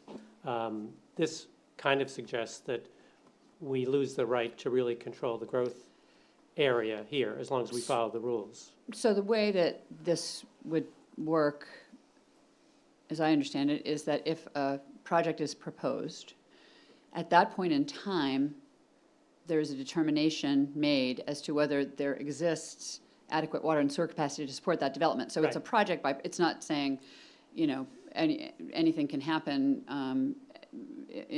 moving forward in time. It's that for that project, if the water and sewer capacity does not exist, then it doesn't get approved. So that's really where, as I understand how that process works, that would not change. Except that, to me, we would be in the business if we changed our growth area because of an acceleration of permits 4 years from now, and we had to change our growth area because, we have to spend, Alan, or you, Maribeth, you might know the number, just to replace our existing pump stations. I saw 20 million in the budget, something like that. So, yeah, we have these known costs of replacing pipes and, our pumping stations. So, we as a community decide we can't even afford to do that. We're not certainly going to be extending sewer lines where we thought maybe we would, or maybe, you're within, how many thousand feet from, what's the, Well, the growth area is 1,000 feet, 1,000 feet? So maybe within we, 1,000 feet of the current infrastructure, yeah. excluding Goose Rocks, right? We kept them out. I just missed that point. So now the current ordinance says, The growth area is within 1,000 feet of the infrastructure, water and sewer. That's how we originally defined it. We excluded Goose Rocks for obvious reasons. We didn't want to have growth there because it's already had grown. So we left them in a transition, so. so I guess I'm not understanding your question, Paul. I Well, I'm apologize. questioning if the community made a decision that we, for the next 20 years, all our money is going into the infrastructure replacement and repair, and we're not extending anything, and therefore we're going to adjust our growth area. This particular item looks like our judgment on that might be called into question, and we could be overruled. Again, in law, on a project-by-project basis, if a project is proposed that is in the growth area and checks all those boxes, but there is not adequate water and sewer capacity for whatever reason, if you're Yeah. replacing, then that is in law a reason for not approving the project. So I guess I'm just trying to be really clear. That is Your how thoughts it that works, and they this would- doesn't even change if they that, tried, even if the developer tried to take that, they would rule in our favor because it's within the law. because that's what the law says, yeah. Okay. So, Did you want to open it to other? Yeah, I just want to make sure there's no other questions here from the board. Any other questions from the board? Okay. Anything else? I guess the only thing I would say is about 7E for you, Tracy, just something to think about, is about the board can appeal decisions from a historic district commission. Kennebunkport does have 2 historic districts, and I know it's something that the Growth Planning Committee is interested in looking at historical design standards to protect our historical 2 areas of town that are such a treasure, and it brings a lot of people to this town, and we do appreciate the design elements. I have personally, and was gonna give an update tonight to the GPC, but I've been in discussions with a few local architects in town to come in to the Growth Planning Committee to do a workshop with them so that we get a better understanding of what architectural design elements we should be looking at in updating our design standards for those 2 areas of town. And so that's the area we're at right now, and then also down at Walker's Point, that is the other location of the other historic district, which was designated back in the 1970s. So I think there is a concern there to make sure that we are preserving the historical character of the community that we all love. And I just want to make sure that's something that's brought to your attention. Absolutely, and again, that the historic, the body of law that pertains to establishing and maintaining historic districts is not affected by this, so that is But in that's response where to your the- question. Yeah, but that's where that section 7 is questioning to us then of why it exists. So that's when you go back to committee, if you can hash that out, and if this 3-person panel exists, we just, Yep, would no, like some noted, clarity. yeah, I just want to, I was trying to make sure I Yep. understand the question, because again, this isn't designed to change that. If your concern is, would this panel be able to, if a developer appeals and say, I should be able to build that anyway, even though it doesn't, it's in the historic district and it doesn't match your design standards, the answer would be no, because that is what the law says. So that's really where I hear the concern, but I just want to make sure that the law as written and as we would, be focused on implementing it, would be to continue to support and maintain what is in law. And that's really important and very important because of, our shared treasuring of the historic parts of our town and of our state that are so important to everybody. So absolutely, that's key. Yeah, so if we all disappeared tomorrow and somebody had this was law, then it should be able to stand, and, somebody should be able to pick it up and say, okay, we can't touch historical districts. And that's why number 7 has to change. That's all we're saying. But is- I'm sorry, I just want to make sure we're clear, okay? And I'm not, because the issue would come up that could be something like this, that if in fact you had a historic district that had design standards and a developer proposed something that met those design standards, and then at somewhere down the process, that was denied, that's where you have conflicts that could be addressed by this board that is expert in these kinds of cases. So the idea isn't to give people power to overturn your historic district standards. I just need to say this very clearly. That is not what this is designed to do. But- It is designed to make sure that that there is a process. So say the opposite happened. Say there was historic standards and you said these kinds of things must be painted this shade of tan. And then someone proposed this shade of tan, and then the planning board voted. I'm not saying you would, but the planning board voted and said, no, we wanted this shade of gray, and therefore we're denying your application. It's those sorts of things that this is designed to address, not to allow any overturning of And I think that's the design just then standards, the so. intro into 7 has to be the duties of 7. If you can just take a look at the language of 7. And what part of the language, though, there?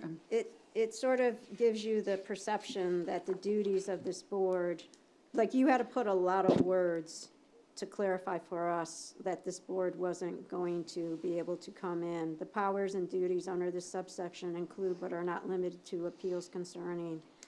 So it doesn't, it But- just has to be clarified in the beginning somewhere, I would say, because it's not clear. If it says that it can reverse or modify in whole or part appeals.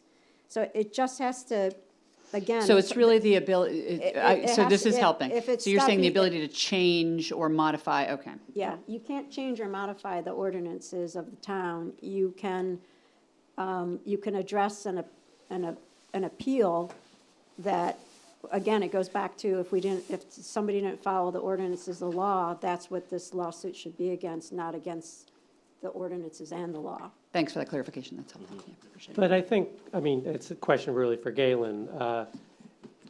If the design standards for historic district were black and white, you would not need a committee to look at an application. There's a lot of gray. Someone comes in with something, and you have your design standards, and the question is, does it meet the design standards or not? And the board makes a judgment. They're all people with their own biases and, aesthetic tastes. And, you know, you might have a 3-2 vote on a committee, because it's not just, you know, so they, you know, something gets turned down because they feel this brand new, now I can put 8 units in this 2 lots I bought in downtown, and put them together, and I'm going to put a mansard roof on it, and I'm going to put these nice windows in which meet the design standard. But clearly, you know, most people would say this doesn't fit here. But under this language, they could say, you didn't act reasonably.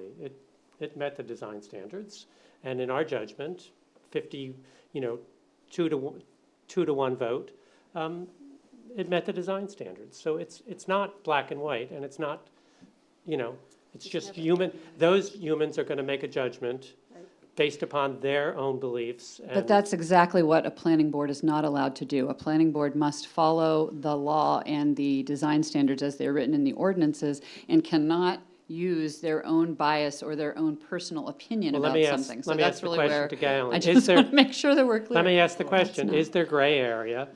So to answer both your questions, yes, they do have to follow the letter of the law and the design standards of what is in their ordinance, but there is a lot of gray area in town planning and planning board review.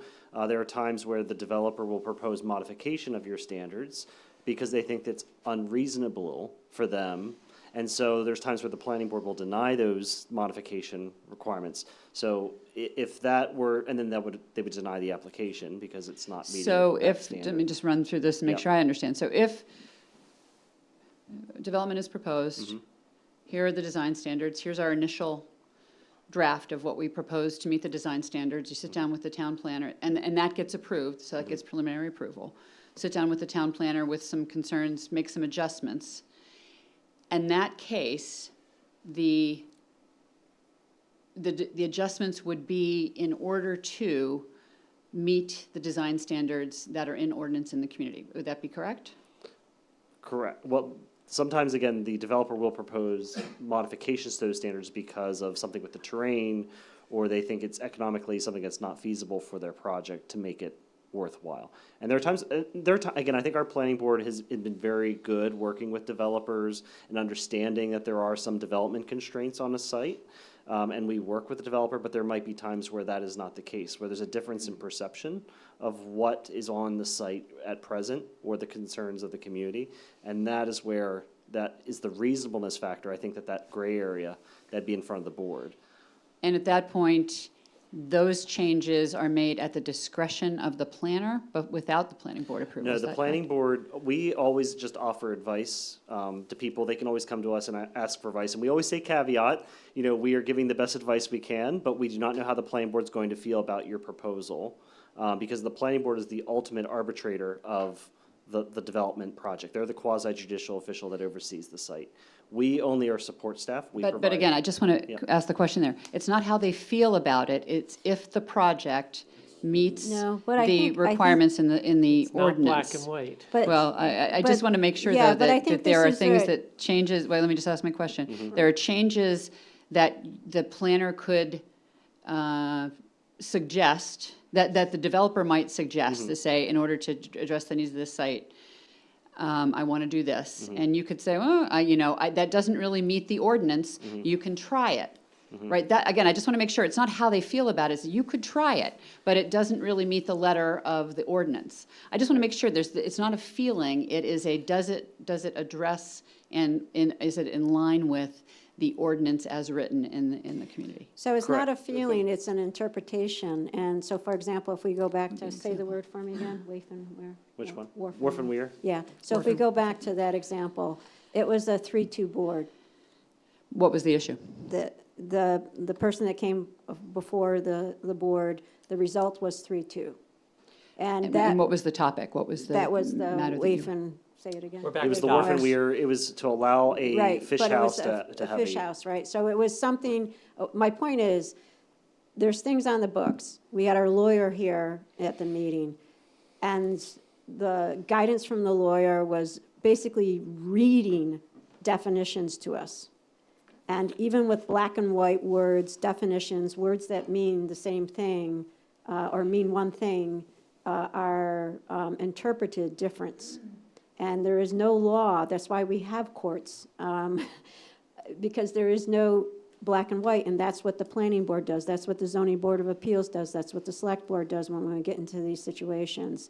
And then it went to when the appellate process for that one was basically, it didn't go back and adjudicate the decision of the select board, the 3-2 vote. It just went back to see if we followed the process.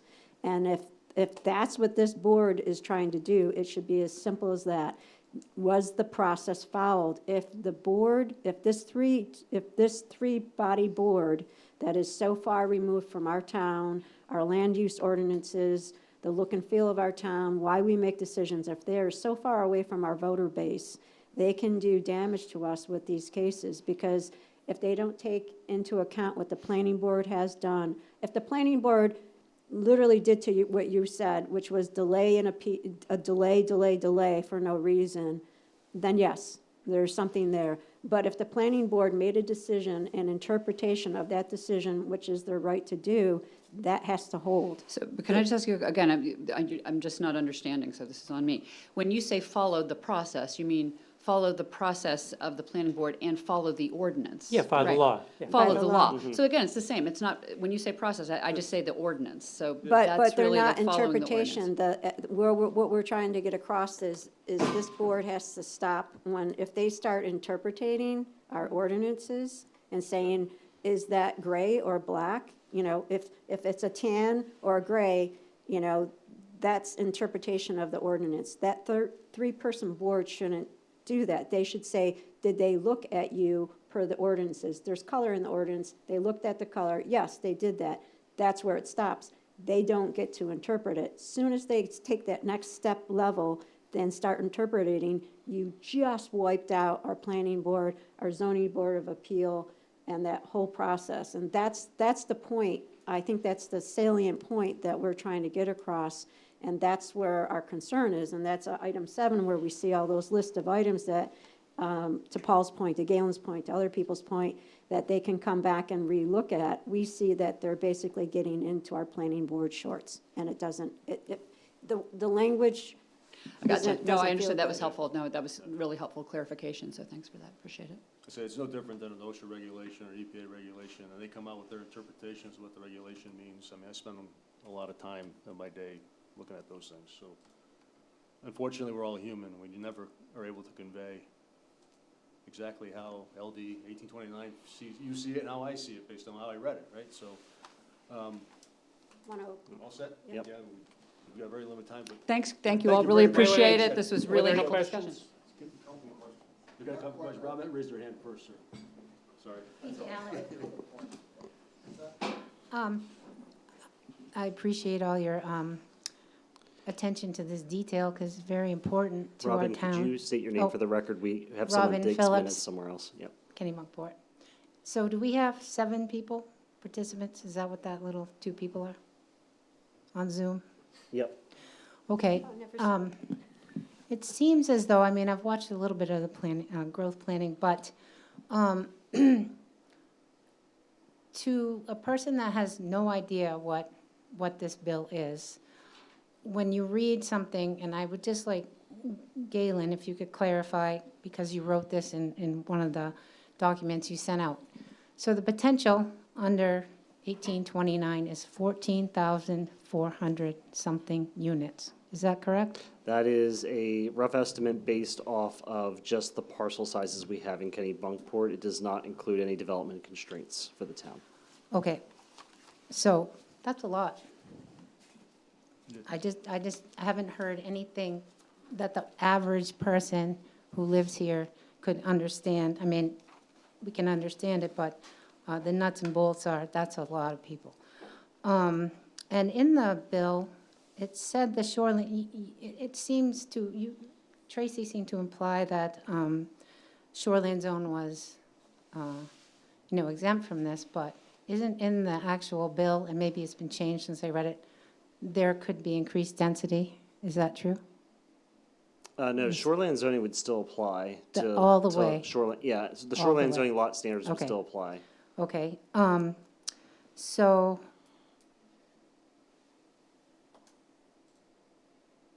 And also, with this bill, there are no caps. What is our current cap on new residences right now? So I believe you're referring to with LD 1829, they say there's no caps for the growth area of your town. You would still have growth caps from transitional and rural areas, if I'm correct, Tracy, on that. I think that's been my interpretation. So the only cap that would be lifted would be the 20. So for the town of Kennebunkport, we have 40 growth permits. 50% are in the growth area, followed by 30% and 20% respectively in transitional and rural. So for people who live out in other areas, say people who have family land and want to pass it down, it's capped at 20, no matter if you've lived there 200 years and you want to give it to your child. But in the growth area, there can be Unlimited. Yep. 14,000. It can be whatever the Yeah. amount is, yep. Yeah. It's based off our sewer capacity at that point. Okay, and that's the other thing.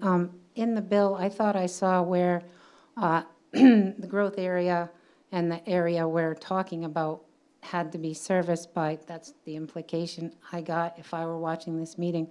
But in the bill, it said, or applicable situation. So like a fourplex or a 20plex, they could have sewer and wells out in the rural area, right?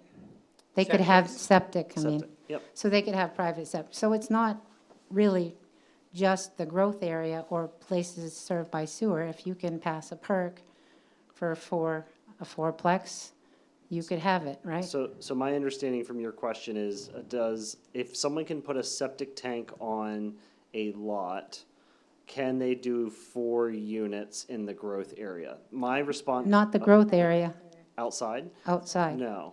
So outside the growth area, you would still have to follow the 20,000 square foot requirement. That's my understanding, for your septic, if you have a septic tank. But not it's in your transitional area, but outside in your rural area, we would still have a 3-acre minimum, because that's not the intent of the legislative change. Okay, it is a little confusing when you Yeah. read, and I'm not a lawyer, so. So that, I guess, is good news for the country. But to put that density in our growth area really seems quite extreme to me. And I would imagine, I've contacted several people and sent them the information, and people are really shocked.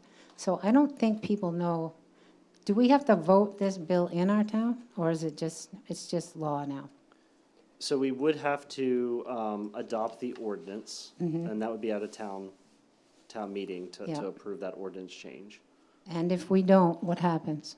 I believe that's what's open is, I guess it would be facing legal challenges if we do not comply with the ordinance. Are other towns considering such action?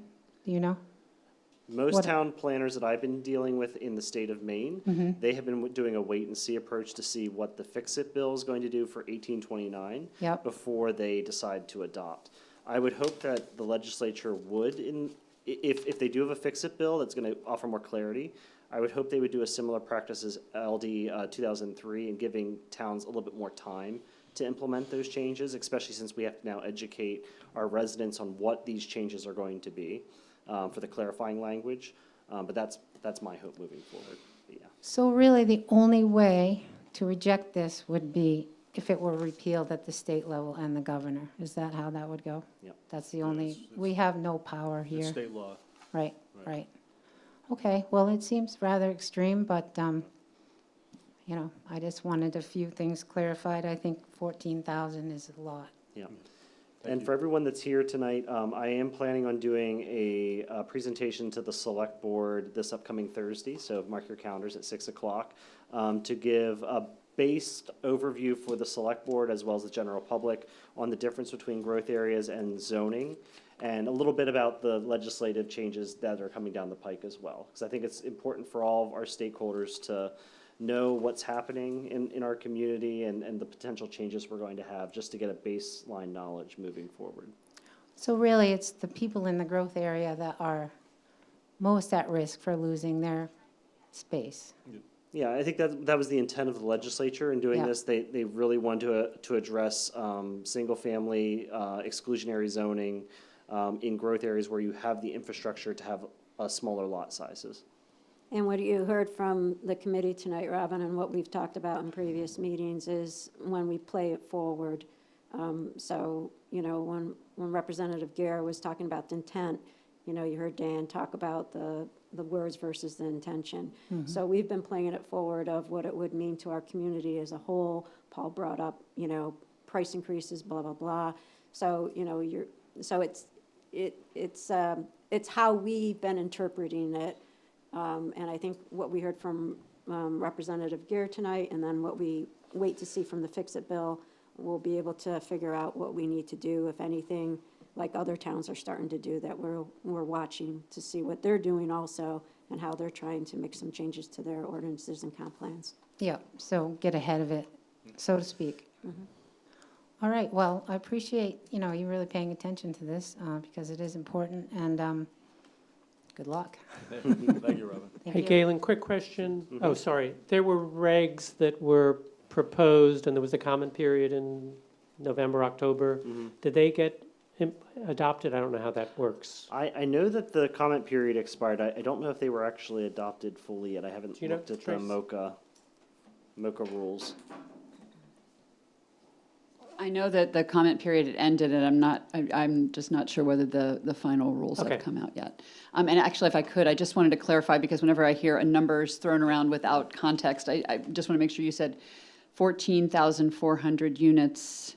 What is that? That was potential units, and that was based off the four on a lot plus an ADU that's allowed on the site. So that's the max potential within the growth area of town. In the growth area, Yeah. and that's without considering water and sewer capacity. That's not including water and sewer capacity. It's not considering development constraints such as wetlands, utility easements, private restrictions, nothing to that extent. I would, yes, so I appreciate that. I would Yeah. just caution, because when people hear numbers like Yeah, that, and yeah. I go, wait a minute, because I think there are a lot of other things that would go to affect that number, setbacks, et cetera. I mean, there's Yep. a Oh, yeah, whole. there's a lot of, yeah. There's a lot of stuff. Lot So I coverage, yeah. hear what you're saying, and Yeah. I know the idea of like, well, let's estimate, but if there is a way to get that to a more realistic number based on those other issues, that might be very helpful Yeah. as well. I think I'd what it love to does hear do, about though, that. is it does give us into the thousands, you know, so we're not talking about hundreds of units, we're talking about thousands. So it does give us, I agree with your comment,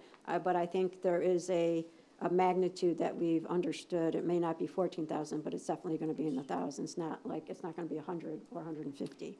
And which again, is that huge would to our be if town. every lot that had the potential to do it did it. Again, Right. I'm just going to be, again, very, Oh, no, I've no. taken on my red Yep, cap, I'm a resident. yep, Nobody yep. I know is going to all of a sudden take their house and sell it and, you know, and tear it down and build like, everybody won't do that. I just want to make sure.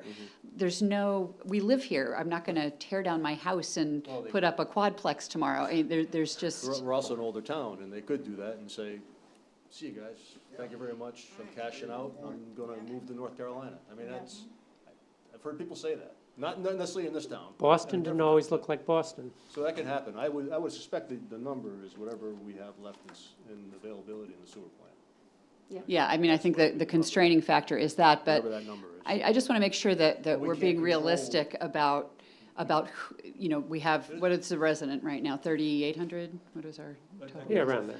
True. 3,700, so, you know, we're not going to turn around and move out No, and sell our that's- places that's and, not. But and we- build but we 4 can- units. But I just that- want, but I Capacity- think- we I can think build the what- capacity in a sewer plant Yeah. quicker than we expect, and we can't control where that growth goes. But the problem here isn't really the That's the problem. residents.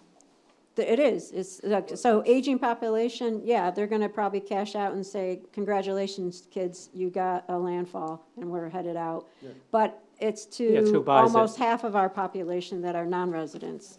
And this is a value play, this is a numbers game, it's a dollars game. And so this is a huge incentive to the people that don't have a stake in our town, don't consider this their home, and are using it for basically a cash cow, cash value, rentals, whatever, and now they can cash out at a 4 time. Especially if you're a business. And if you're a business here in town that owns houses, you know, there you go. I have a question. But, yep. Alan? There are setbacks, held to with regards to the language from the state, or are they modifiable by the state law? So my understanding is, as long as we are treating all developments the same, all housing types the same with setback requirements, so we don't have different restrictions, like multifamily doesn't have greater setback requirements than a single family. As long as we're treating everyone the same, they're not going to appeal or overturn or change anything. We have to just treat everyone the same, and I think that's the intent of the legislature. Yeah. And Paul, did you have? No, Alan wanted to Nope. speak. Okay.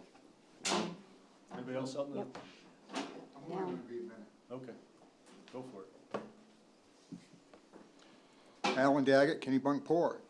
I just want to bring up a couple of issues, a couple of questions. Well, not questions, points, actually.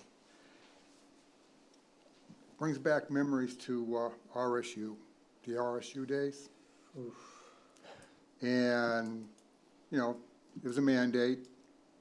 They said, we're going to save you some money. Well, or we were going to fine you if you didn't join. Well, no, they never, by the way, they never did fine anybody. But after a year or two, all of a sudden, we're $20 million in debt. And now we have a $44,000 per student cost to go to school. And this is going to take us the same spot. It's going to be too much, too soon, too quick, and you're going to end up having more police, more fire. I don't know what we're going to do about the sewer, water, public works, roads, and everything else. It's going to be a disaster, and it's going to cost us a lot of money, and we don't have it. And we can't, I mean, the next thing you're going to say is, well, geez, we're going to have to bond some money because we got to do all these things. I don't want to do it. I think it's too much. And you look at this town 5 to 10 years from now, it'll never look the same as it does today. That's all I have. Thank you. Yeah, Thanks. thank you, Alan. Anyone else? Okay, Is there anybody on there? Mike, has anybody got their hand up? Yeah, at least I could, but give me a minute.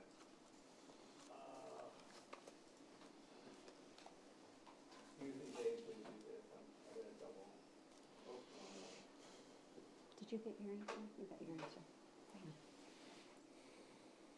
All right, so it's, 5 acre farm, hold on.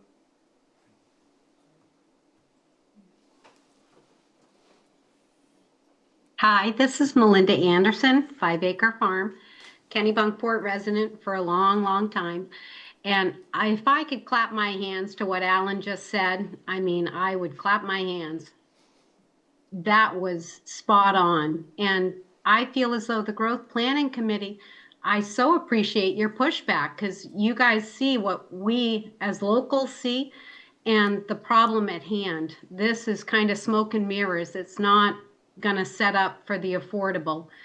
Already, Heritage Housing is taking advantage, which, you know, I can see how it's an opportunity for those that couldn't afford to pay their taxes to have land given to them so they can live here. But the locals want to live here and stay here, and this plan would totally make us sink. So I appreciate all the pushback, and I think, Tracy, I hope you take, you know, from this meeting, true information back to legislature to try and repeal it, change it, make it more concise so our boards can really do their work and save our town to be what it should be, and it shouldn't be developed and just sold out to the highest bidder. Thank you. Is that the last one? Yeah. All right, well, like, seeing that there's no more hands raised, I recommend that we end the meeting, not go on to the next agenda item. Past your time. Just homework for you all. First of all, Thank thank you. you, Representative Gear, for taking the time to be at the podium, to share your perspective on the bills, as well as receive a lot of the constructive feedback to take back to Augusta. We truly appreciate it. I think this dialogue is important for us as a community, and certainly, you know, I think this board's always open to having those types of dialogue and discussions with you on any kind of legislative opportunities that you see that might be of interest for the town. I'm of still up Kennebunkport. on the screen. Is this? Okay. We can hear you, Melinda. I So, can see you, but my hand is down. Mike has you on still. I'm not sure. I could be saying more. I'll keep it quiet. so only other homework assignment, because I know you're all having a meeting on the 16th. That's next Tuesday. That is your normally scheduled meeting because we had a snow day, and that's why this was rescheduled to today. So next week, you're going to be having a discussion with the Public Works and Wastewater Director. And I did add to the SharePoint drive, because it is such a large file, I can't email it to you all, the 2019 wastewater capacity report that was done by Wright Pierce.